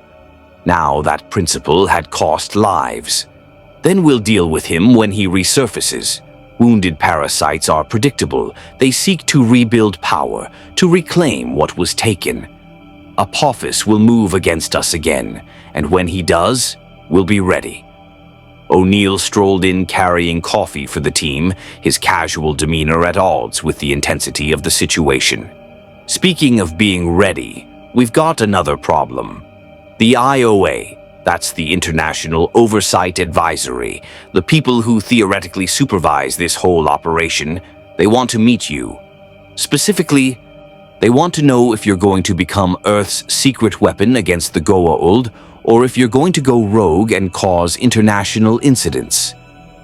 I serve no nation, Diana said firmly. I am an ally, not a soldier in anyone's chain of command.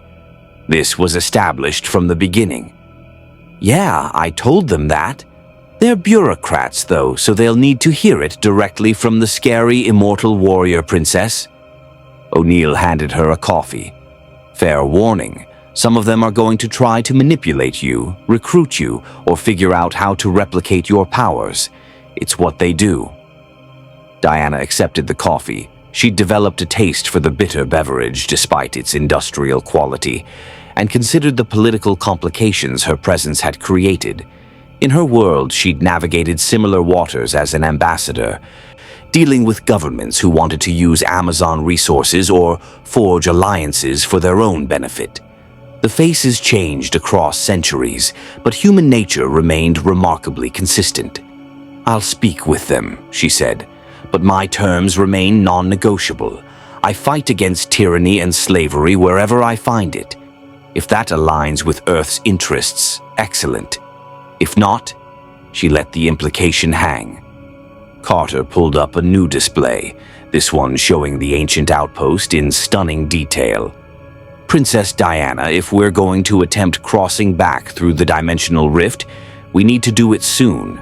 The energy readings show the scar is destabilizing, healing, just very slowly. I estimate we have maybe 2 weeks before it becomes impassable, possibly forever. 2 weeks to return home, 2 weeks to resume her pursuit of Ares, to fulfill her duty as an Amazon and princess. But Diana found herself hesitating, which surprised her.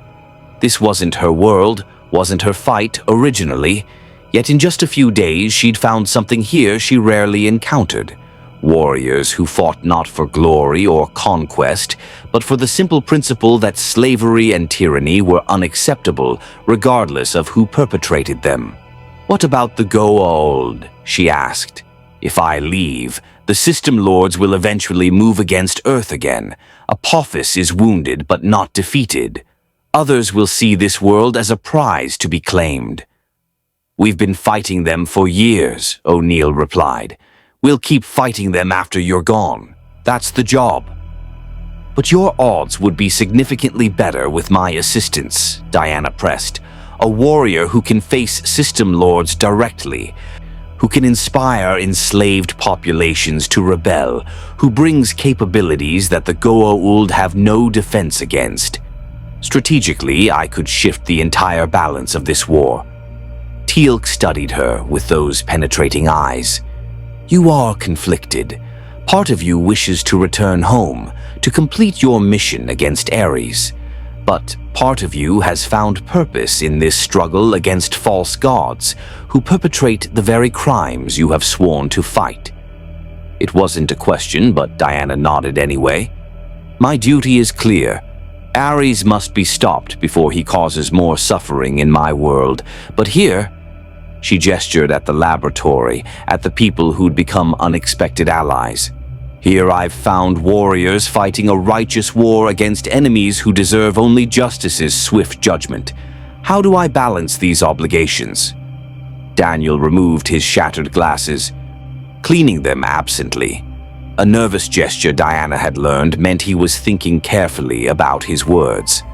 In mythology, heroes often face the choice between duty and desire, between what they should do and what they want to do.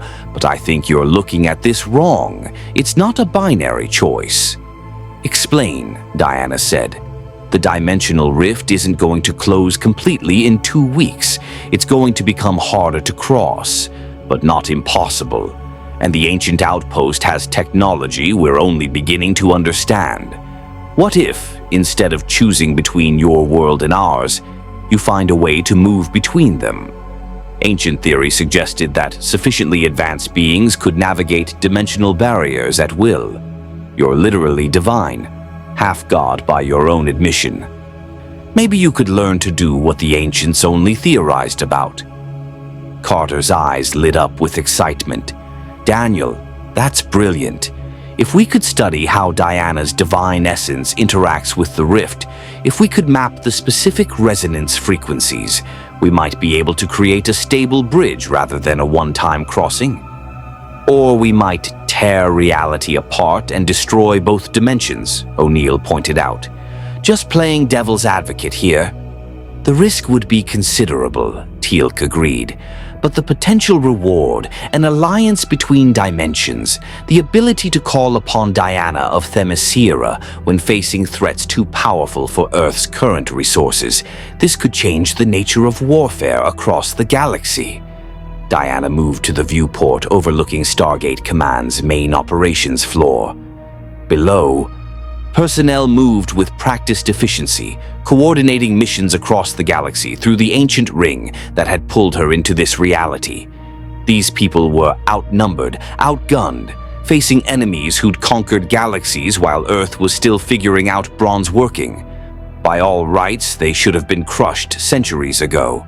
Instead, they fought. They adapted. They turned enemies into allies, studied captured technology, and refused to surrender despite impossible odds. They were, Diana realized, exactly like the Amazons in their finest moments, warriors standing against darkness, not because victory was assured, but because the alternative was unacceptable. "If I attempt this," she said slowly, "if I try to bridge dimensions rather than simply returning home, I could become trapped in the space between realities. I could lose my connection to both worlds. I could cease to exist entirely." "Yes," Carter admitted, "the risk is real and significant. But if it works," Diana continued, "if I can learn to navigate between dimensions, I become something unprecedented. A warrior who can stand against threats in multiple realities, an ambassador between worlds, a bridge connecting civilizations that shouldn't be able to communicate." She turned from the viewport, decision crystallizing in her mind. "I've spent 5,000 years fighting threats in my own reality. Perhaps it's time I expanded my scope. The Goa'uld enslave worlds just as the ancient gods enslaved humanity. The Amazons were created to break those chains, to teach humanity that false gods could be resisted. If I can bring that mission to this entire galaxy, you'd be starting a revolution," O'Neill said. "The System Lords would unite against you.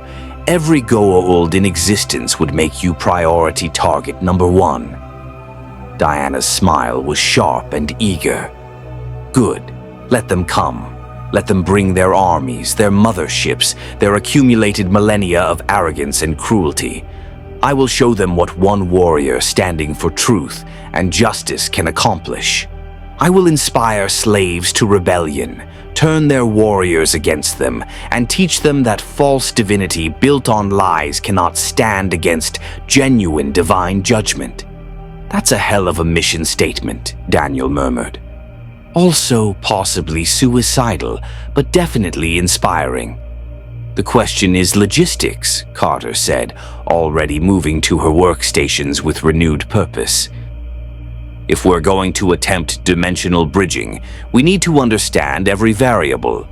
Diana, I'll need detailed scans of your physiology, your divine essence, how your powers function at the quantum level." "I will cooperate fully," Diana assured her. "But first, I must address the political situation O'Neill mentioned. These bureaucrats who wish to control or study me, they need to understand the nature of our alliance." O'Neill grinned. "Oh, this is going to be fun. Hammond's already dreading the meeting because he knows you're going to terrify them." "I don't intend to terrify anyone," Diana replied innocently. "I merely intend to be very, very clear about boundaries and expectations.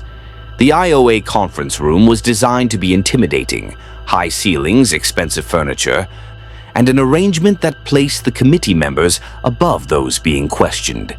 Diana had seen similar setups in various courts and councils across 5 millennia. The psychology was always the same. Elevation equals authority. and those seeking judgment should feel appropriately small. She walked in wearing her repaired armor, every inch the Amazonian warrior princess, and the effect was immediate. Several committee members actually flinched as she entered, their eyes widening at the physical presence of someone who'd faced down system lords and emerged victorious. Princess Diana, the committee chairwoman, a severe British woman named Dr. Weir, began formally. "Thank you for agreeing to this meeting. We have questions regarding your presence on Earth and your intentions going forward." Diana settled into the chair provided, but somehow managed to make it look like a throne. "I will answer what I can within reason. But understand, I am not subject to your authority. I am an ally who has chosen to stand with Earth against the Goa'uld threat. That alliance can continue or end based on whether our principles align." A Chinese representative, Dr. Chen, leaned forward. "With respect, Princess, the power you displayed during the recent battle was extraordinary. The international community has a right to understand what you're capable of and what your limitations might be." "My capabilities are my own business," Diana replied calmly. "But I will say this. I am a warrior trained by Amazons who remember the Trojan War. I am a demigoddess whose father is Zeus Skyfather. I have fought gods, monsters, and the embodiment of war itself. The Goa'uld are formidable by your standards. By mine, they are parasites playing at divinity. Dangerous, yes, but ultimately defeatable." A Russian representative, General Kiselev, spoke up. "And what guarantee do we have that you won't decide Earth's governments are also worthy of your intervention? You speak of fighting tyranny. Many nations have complex political situations that outsiders might misinterpret." Diana met his gaze with eyes that had seen empires rise and fall. "I am not naive, General Kiselev. I understand political complexity. I've navigated it for 5,000 years. What I will not tolerate is slavery, genocide, or the systematic oppression of populations for the benefit of ruling classes.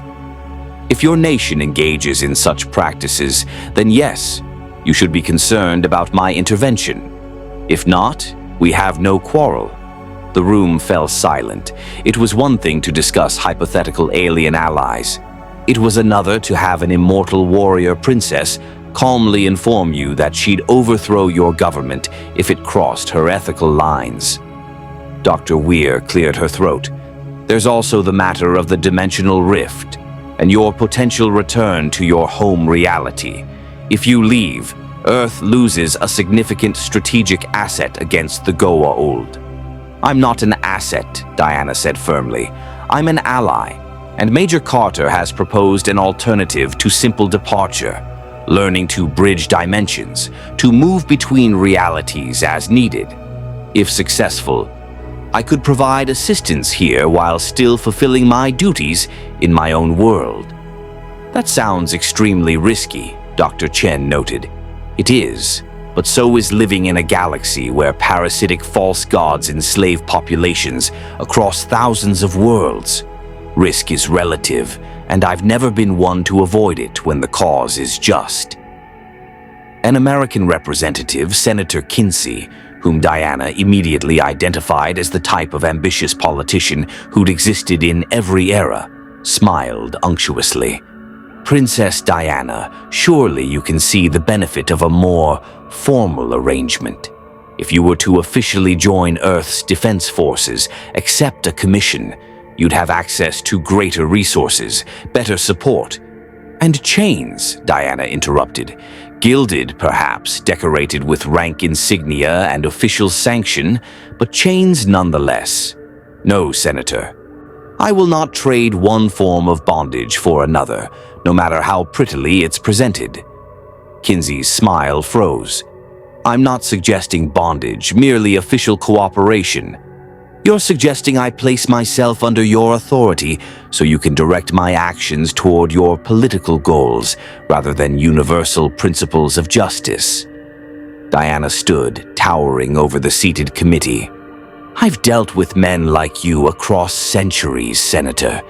Men who see power and immediately calculate how to control it, exploit it, turn it to their advantage. I offer Earth my alliance, my strength, my 5,000 years of experience. But I do not offer my servitude to politicians or nations. If that arrangement is unacceptable, I can leave through the dimensional rift, and you can face the system lords on your own. The silence that followed was profound. Finally, Dr. Weir spoke carefully. I think what Senator Kinsey meant to say is that we appreciate your assistance and hope to continue our alliance under terms that respect your independence. Then we understand each other, Diana said, her tone softening slightly. I don't expect you to trust me blindly. I'm a stranger from another dimension with powers you don't fully understand. But I've proven my commitment by facing Apoffice, by freeing enslaved Jaffa, by standing with SG-1 against impossible odds. Judge me by my actions, not your fears of what I might do. General Kiselev nodded slowly. Fair enough, Princess, but we will be watching.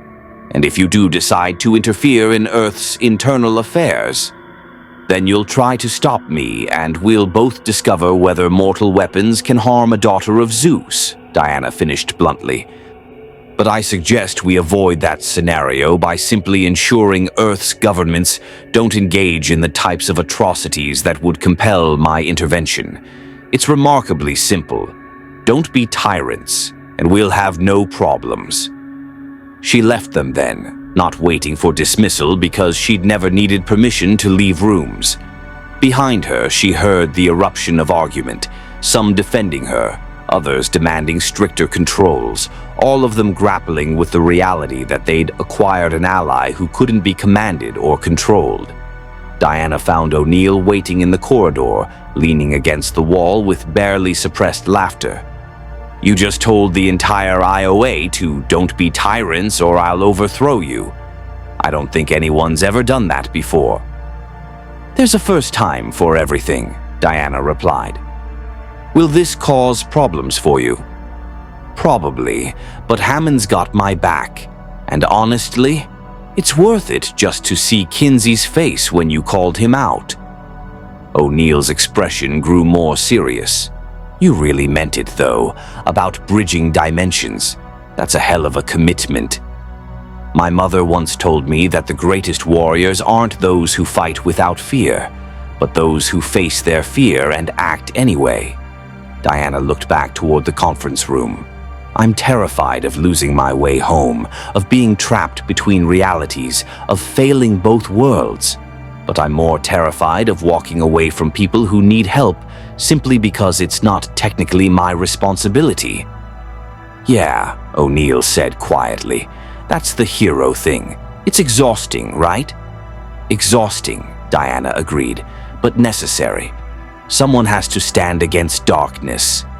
Someone has to say, not here, not now, not while I draw breath. If not me, then who?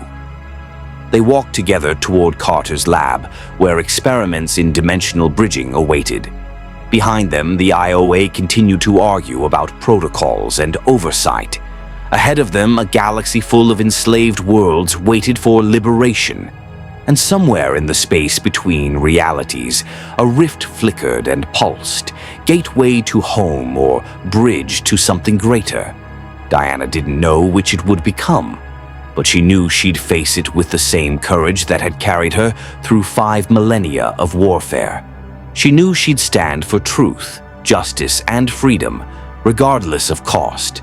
And she knew that whatever happened next, the Goa'uld would learn to fear the name Diana of Themyscira. False gods should tremble. The age of parasites was ending. And a new era of liberation, revolution, and genuine divine justice was beginning. The ancient outpost on P9X 442 was unlike anything Diana had encountered in 5,000 years of exploration. The structure rose from a windswept plateau like a geometric impossibility, crystalline towers that seemed to phase in and out of normal space. their surfaces inscribed with symbols that hurt to perceive directly. The air around the outpost shimmered with energies that Diana's divine senses identified as fundamentally wrong, as if reality itself was thin here, worn through by millennia of dimensional stress. SG-1 had accompanied her through the Stargate, along with Major Carter's hand-picked science team and a security detail that seemed woefully inadequate given what they were attempting. Diana stood at the outpost's entrance, a doorway that existed and didn't exist simultaneously, flickering between states of matter, and felt the pull of the dimensional rift beyond.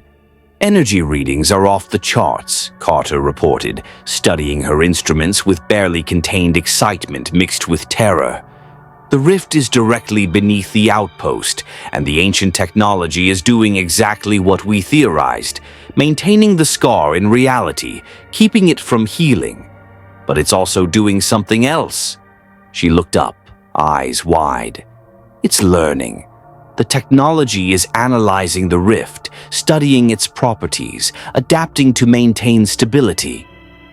The ancients built an AI to manage dimensional barriers," Daniel breathed, translating inscriptions on the doorway. "This place isn't just a research station. It's a living experiment in reality engineering. They were trying to perfect interdimensional travel before they ascended. And they left it running," Teal'c observed grimly. "For millions of years, this technology has operated independently, maintaining pathways between realities without oversight or control." Diana stepped through the doorway, and the universe inverted. She found herself standing in a chamber that existed in multiple dimensions simultaneously. The walls showed scenes from different realities, her own world, where she could see Themyscira's shores and feel the faint pulse of Olympian power, the Stargate galaxy, where system lords schemed and enslaved populations suffered, and others, countless others, realities branching infinitely in directions that mortal minds couldn't comprehend. At the chamber's center floated a construct of pure energy and ancient technology, roughly humanoid in shape, but constantly shifting, reforming, processing information at speeds that made even Diana's enhanced perceptions struggle to follow. "Greetings, dimensional traveler," the construct spoke in a voice that resonated across multiple frequencies. "I am the custodian, left by the ancients to maintain the barriers between realities and study the nature of dimensional intersection. You are the first being in 3 million years to successfully traverse the rift without being destroyed by the transition. This is unprecedented." Diana approached carefully, hand near her lasso but not drawing it. "I am Diana of Themyscira, daughter of Zeus. I came through the rift by accident, pulled across during pursuit of a threat from my own reality. I seek a way to return home while maintaining the ability to move between dimensions at will." The custodian shifted, processing. "Impossible. The rift you traversed was catastrophic. The collision of divine magic and Stargate technology created a wound that should have sealed itself immediately. That it remains open is an anomaly. That you survived passage is statistically improbable. That you wish to traverse it again, repeatedly, defies all predictive models." "Yet here I stand," Diana replied. "I have done the impossible before. I will do it again." "Your confidence is noted. However, confidence does not alter fundamental physics."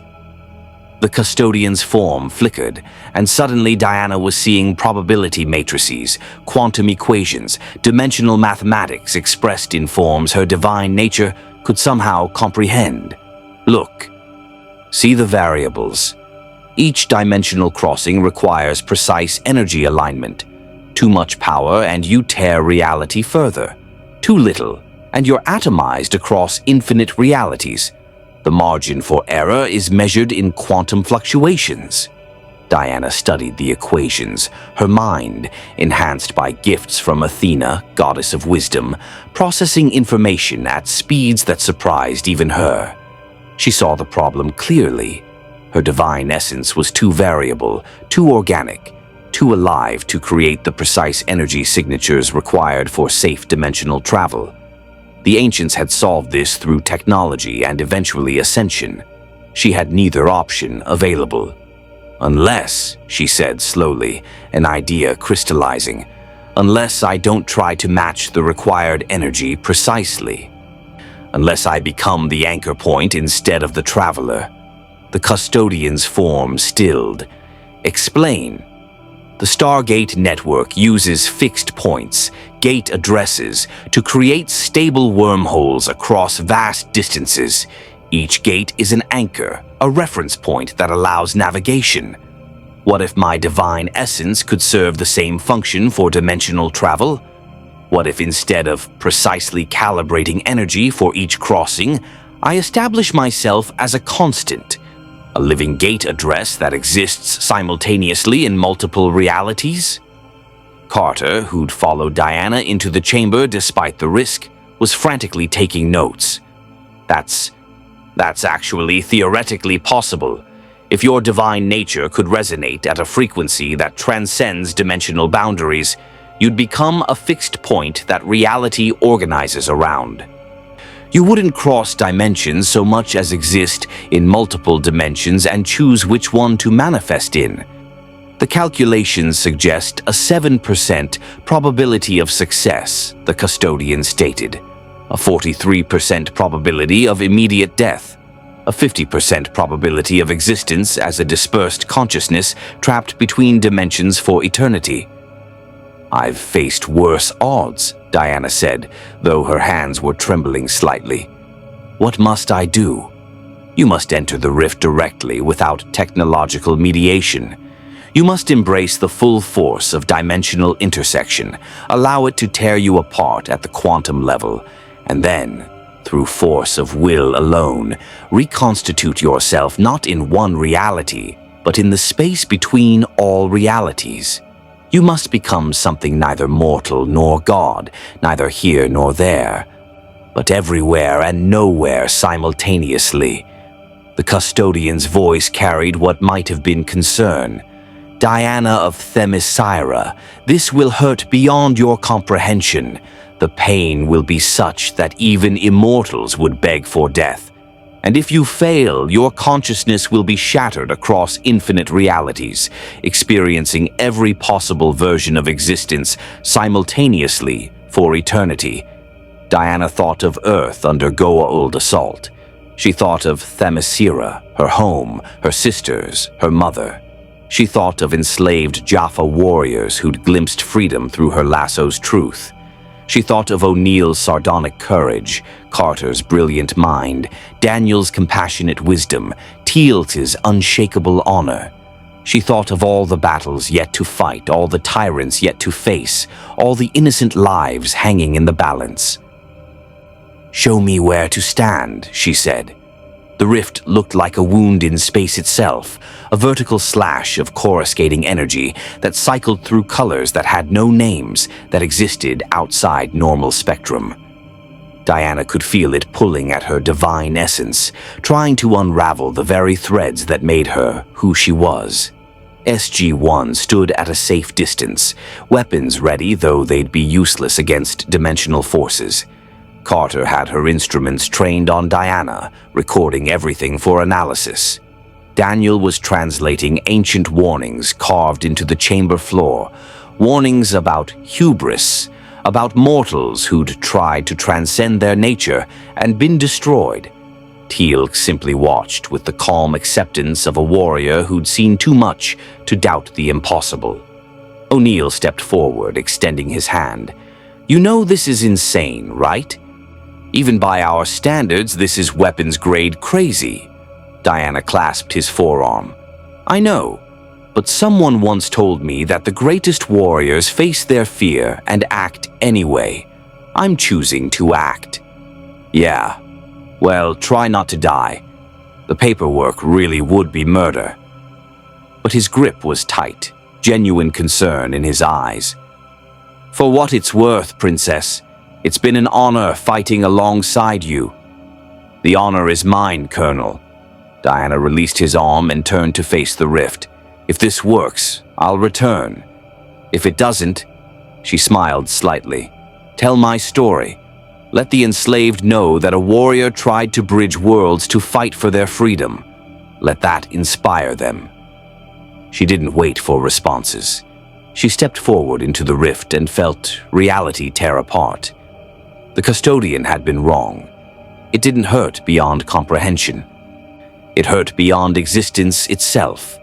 Diana felt her atoms scatter across infinite realities, each one experiencing a different version of her life, her death, her never having been born. She was everywhere and nowhere. She was Diana and not Diana. She was divine and mortal, and neither and both. She saw Themyscira burning. She saw it thriving. She saw it never existing. She saw herself as a child, as a warrior, as a goddess, as dust scattered across time. She saw the Stargate galaxy freed from Goa'uld oppression. She saw it enslaved forever. She saw Earth ascendant. She saw Earth destroyed. Every possible timeline, every branching decision, every quantum fluctuation, all of it slammed into her consciousness simultaneously. No mortal mind could have survived it. Even her divine nature strained under the weight of infinite possibility. But Diana was Amazonian. She was trained by warriors who'd fought gods and monsters. She was shaped by Olympus itself, daughter of Zeus' Skyfather. And she'd spent 5,000 years learning one fundamental truth. Will matters more than circumstance. So she willed herself to be. Not in one reality, not scattered across infinite possibilities, but as a single, coherent consciousness that existed in the space between all realities, a fixed point around which dimensions could organize themselves. She felt her divine essence resonating at frequencies that transcended normal physics, felt herself becoming something unprecedented. She was Diana of Themyscira.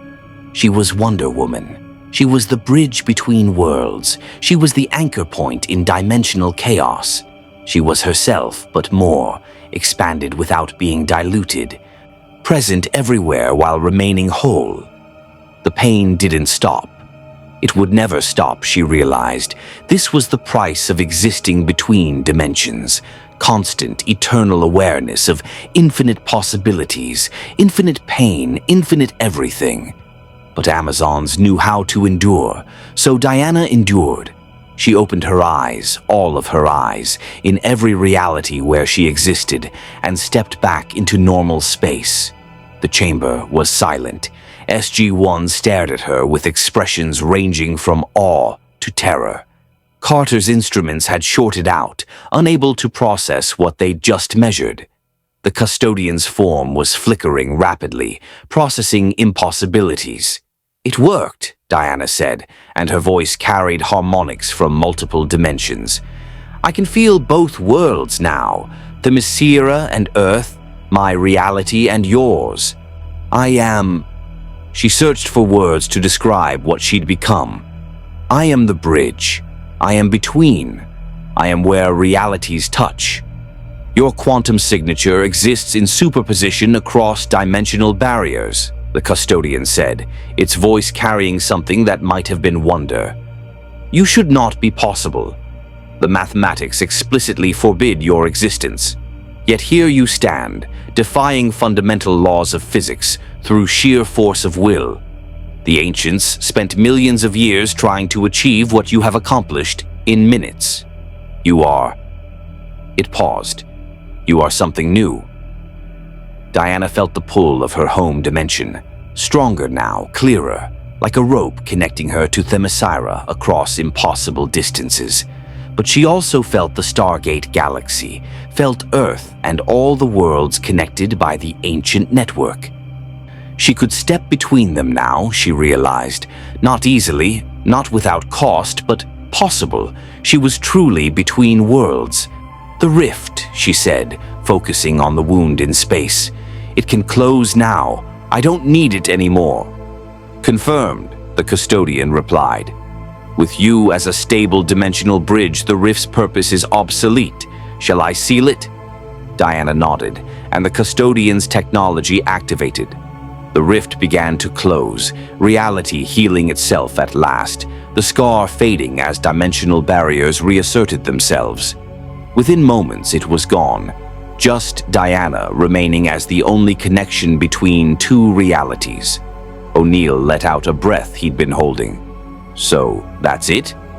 You're officially the universe's most dangerous interdimensional commuter."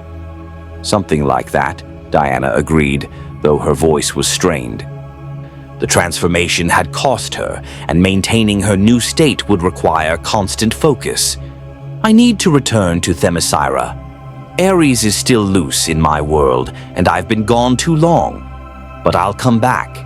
When Earth faces threats it cannot handle alone, when enslaved populations need a warrior who can inspire rebellion, I'll be here.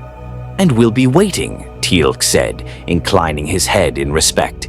"May you walk in both worlds with honor, Diana of Themyscira." Diana smiled, feeling the pull of home growing stronger. "Watch for me.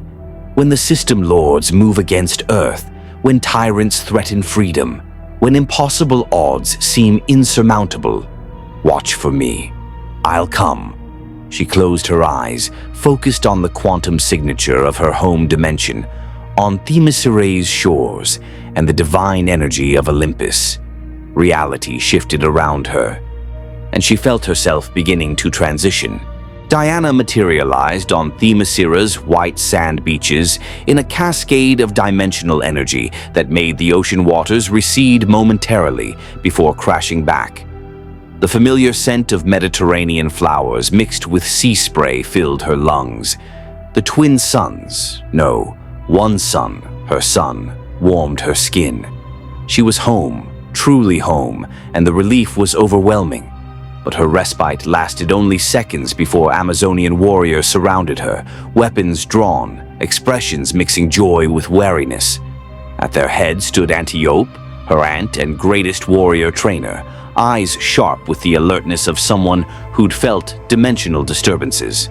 "Diana," Antiope said carefully, studying her niece with the precision of 5,000 years combat experience. "You returned to us, but different, changed. What happened to you?" Diana felt the weight of explanation settling on her shoulders. How could she describe dimensional rifts to Amazons who knew divine magic, but not quantum physics? How could she explain the Stargate, the Goa'uld, the choice she'd made to become something between worlds? "Ares opened a rift trying to escape justice," she began, and the warrior's expressions hardened at the war god's name. "I pursued him through it, but the rift intersected with ancient technology from another reality. I was pulled through to a different Earth, one where humanity reaches for the stars, where false gods enslave galaxies, where warriors fight impossible battles against tyranny on a cosmic scale." "And you fought alongside them," Antiope stated, not asking. She knew Diana too well. "I did, against parasites who claim divinity, who enslave populations across thousands of worlds. I defeated one of their system lords, freed enslaved warriors, and—" Diana paused, feeling the dimensional connection that now defined her existence. "I became something new, a bridge between realities. I can return to that other Earth when they need me, while still fulfilling my duties here." The gathered Amazons murmured, some in awe, others in concern. Then Queen Hippolyta pushed through the crowd, Diana's mother, ruler of Themyscira, and the weight of authority and love combined in her bearing. "My daughter," Hippolyta said, her voice carrying both warmth and steel, "you leave to stop Ares and return having saved another world entirely. This is very like you." She studied Diana's changed nature with a mother's perception. "But this transformation, existing between realities, this will not be without cost. I know, Mother. I feel it constantly, the pull of two worlds, the awareness of infinite possibilities. It will require focus, discipline, constant effort to maintain my cohesion. But it's necessary.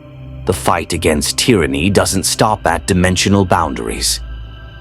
Hippolyta was silent for a long moment, then smiled with pride and sadness intermingled. You are truly your father's daughter, reaching beyond limits, defying what should be possible. But you're also mine, and I would have you safe. Can you promise me you'll return when this other Earth calls for you? I promise I'll survive, Mother. I always do. And now... Diana's expression hardened. Now I must find Ares. Did he emerge from the rift? 3 days ago, Antiope confirmed grimly. Weakened. Enraged, babbling about dimensional barriers and impossible warriors. He fled to Mount Olympus before we could contain him. Zeus has him now under divine restraint, awaiting your judgment as the one who pursued him. Diana felt satisfaction kindle in her chest. Then let us finish this. Mount Olympus existed in the space between mortal and divine, accessible only to those with godly blood or express invitation. Diana strode through its marble halls with the confidence of someone who'd challenged these halls before and emerged victorious. The gods had learned to respect Amazonian determination, if not always agree with it. In Zeus's throne room, Ares was bound by divine chains, his power suppressed by his father's authority. The war god looked diminished, defeated, his attempts to escape through dimensional rifts having cost him dearly. But his eyes still burned with malevolent intelligence when Diana entered. The mighty Amazon returns, Ares sneered. Did you enjoy your little adventure in another reality? Did you find new wars to fight, new conflicts to immerse yourself in? You're more like me than you admit, sister. I am nothing like you, Diana replied coldly. I fought to free slaves, to break the chains of false gods. You fight to perpetuate suffering, to feed on conflict regardless of who suffers. We are opposites, Ares. We always have been. Zeus Skyfather sat his throne, lightning playing around his form, his face carved from thunder clouds and judgment. Diana, daughter, you have pursued your brother across realities. You have become something unprecedented, a bridge between worlds, existing in superposition. This is beyond even my design when we shaped you from clay. His voice rumbled like distant storms. What would you have me do with Ares?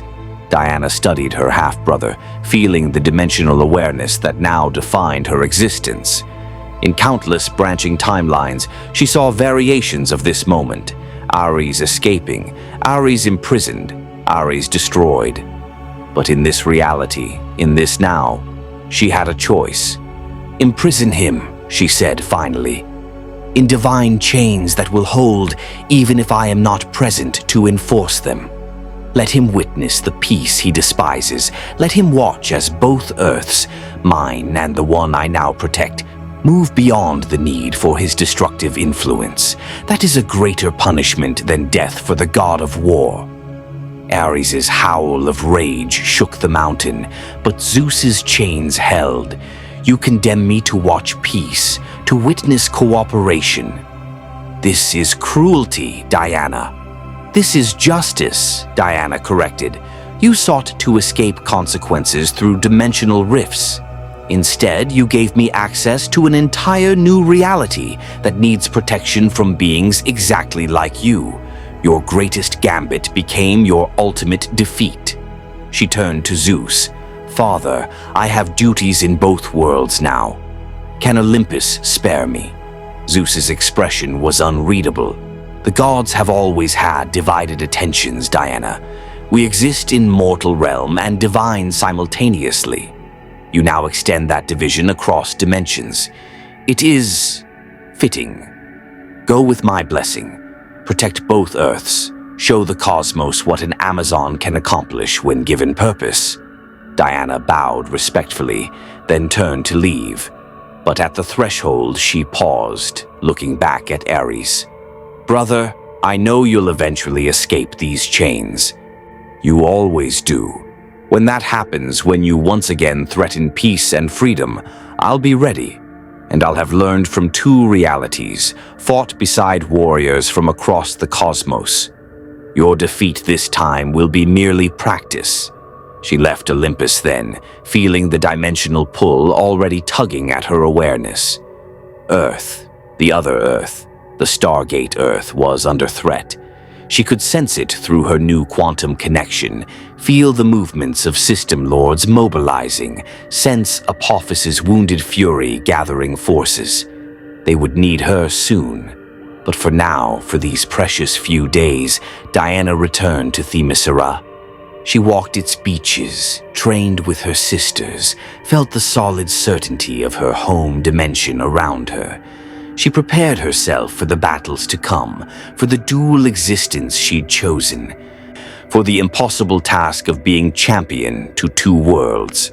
On the final evening before she would return to the Stargate galaxy, Hippolyta found her daughter sitting on the cliffs overlooking the sea. "You're leaving again," the Queen said, settling beside Diana. "I must. The system lords are preparing a coordinated assault on Earth. SG-1 will need every advantage they can get. And you'll keep going back, fighting their battles, becoming their champion even as you remain ours." Diana nodded. "I know it seems like I'm abandoning Themyscira." "No," Hippolyta interrupted gently. "You're expanding the Amazon mission. We were created to teach humanity that false gods could be resisted, that tyranny could be fought, that freedom was worth any price.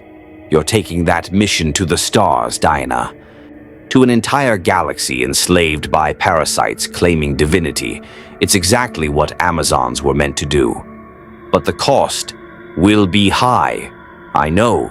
Existing between realities, maintaining your coherence across dimensional barriers, fighting wars on multiple fronts. It will exhaust you, test you, perhaps break you."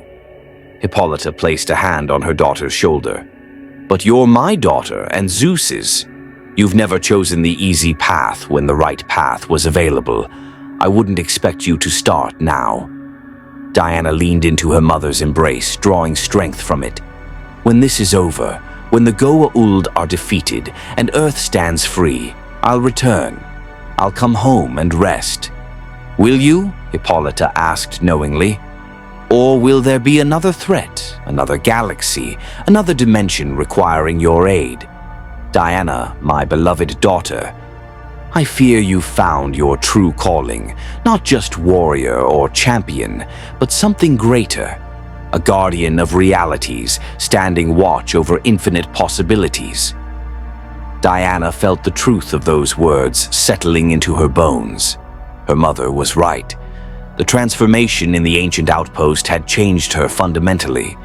She would never be satisfied fighting wars in just one reality when she could sense others, feel their suffering, hear their cries for help across dimensional barriers. "Then I'll be the best guardian I can be," Diana said quietly, "for all Earths, for all who suffer under tyranny, for all who need a warrior standing between them and darkness." She stood, feeling the quantum pull intensifying. It was time. Earth, the Stargate Earth, was calling. Diana turned to her mother one final time. "Tell the Amazons that their mission continues across the stars. Tell them that one day, when they're ready, I'll show them the path to the other Earth. We could forge an alliance between realities, share knowledge and strength. But for now, I go alone. May the gods watch over you, my daughter, in all realities, across all dimensions." Diana smiled, closed her eyes, and felt herself transition, quantum states shifting, dimensional barriers parting, her consciousness moving through the space between worlds with the ease of someone walking through a doorway. The pain was still there, would always be there, but she'd learned to embrace it as the price of her new existence. When she opened her eyes, she stood in Stargate Command's embarkation room. Alarms were blaring. Personnel were rushing to battle stations. Through the facility's communications, she heard General Hammond's voice. All personnel, this is not a drill. We have multiple HATAC signatures inbound. Apoffice has returned, and he's brought friends. All SG teams to your stations. This is it, people. Earth's final stand. O'Neill materialized from a side corridor, P90 in hand, his face grim. Then he saw Diana, and his expression shifted to fierce satisfaction. Princess, you have perfect timing. We're about to get hit by the biggest Goa'uld fleet in recorded history. Any chance you learned some new tricks in your dimensional adventures? Diana's bracelets began to glow with divine light as power surged through her transformed form. She could feel it now, the connection to both Earths, to Olympus and the ancient technology, to every possible version of herself across infinite timelines. She was more than she'd been, and it was time to prove it. I learned several, she replied, her voice carrying harmonics from multiple dimensions. Shall we teach false gods what happens when they threaten my worlds? Plural worlds, O'Neill noted with a grin. I like it.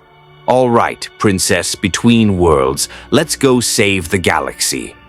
Again. Together they ran toward the command center, toward the coming battle, toward impossible odds that would test everything Diana had become. Behind her, Themyscira stood safe.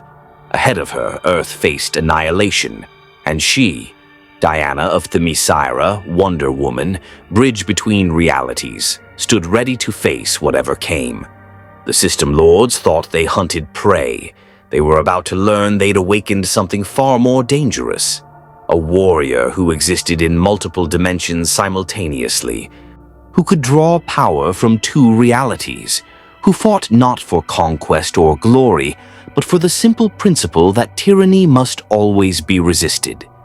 Apoffice had sought to capture a divine weapon. Instead, he'd created a legend that would echo across galaxies. False gods would learn to fear the name Diana, and enslaved populations across the stars would hear whispers of a warrior who bridged worlds to fight for freedom. The war was far from over. But with Diana standing between Earth and destruction, the outcome was no longer certain. And uncertainty, for beings who'd ruled through fear for millennia, was the first taste of defeat. The legends would spread across the galaxy in whispers and wonder, the story of a warrior from beyond the stars who'd brought System Lords to their knees, who'd spoken truth that shattered millennia of lies, who'd bridged realities through will alone. Jaffa rebels would tell their children of the day false divinity was exposed by genuine divine judgment. The Tok'ra would add Diana of Themyscira to their chronicles of great resistance leaders. Even the Asgard, those small gray protectors of humanity, would note in their records that Earth had gained an unprecedented ally. But Diana herself thought less of legend and more of duty as she stood beside SG-1, facing the impossible battles that awaited. She'd become something new, neither fully of one reality nor the other, but belonging to both. The price was constant awareness of infinite possibilities, eternal vigilance across dimensional barriers, and the knowledge that she would never truly rest while tyranny existed in any form across any world. Yet, as she looked at the warriors who'd become her allies, O'Neill with his sardonic courage, Carter with her brilliant mind, Daniel with his compassionate wisdom, Teal'c with his unshakable honor, Diana knew she'd made the right choice. The Amazons were created to teach humanity that false gods could be resisted. Now that missions spanned galaxies and dimensions, Ares was imprisoned on Olympus. Apoffice's forces gathered for assault. The Goa'uld Empire would learn what it meant to face a warrior who'd toppled gods and refused to yield. And somewhere in the quantum spaces between realities, Diana of Themyscira, Wonder Woman, bridge between worlds, stood watch over two Earths and all who called them home. The adventure had only begun. The war against tyranny was eternal. But for the first time in millennia, enslaved populations across the stars had genuine hope, a champion who would answer their call, a warrior who existed beyond dimensional boundaries, a living bridge between impossible and inevitable. Diana smiled, feeling both Earths in her awareness, both callings in her heart. She was home, in both realities, and she was ready for whatever came next. The false gods should have left well enough alone. Now they would learn why Amazons never surrendered, why truth always won, and why one warrior standing for justice could change the fate of galaxies. May the Force— No, wrong universe. Diana's smile widened at the thought. May the gods watch over the righteous. May truth guide the lost, and may tyrants tremble. Because Wonder Woman was watching now across all realities, and she would never stop fighting. May the Force be with you. More stories await.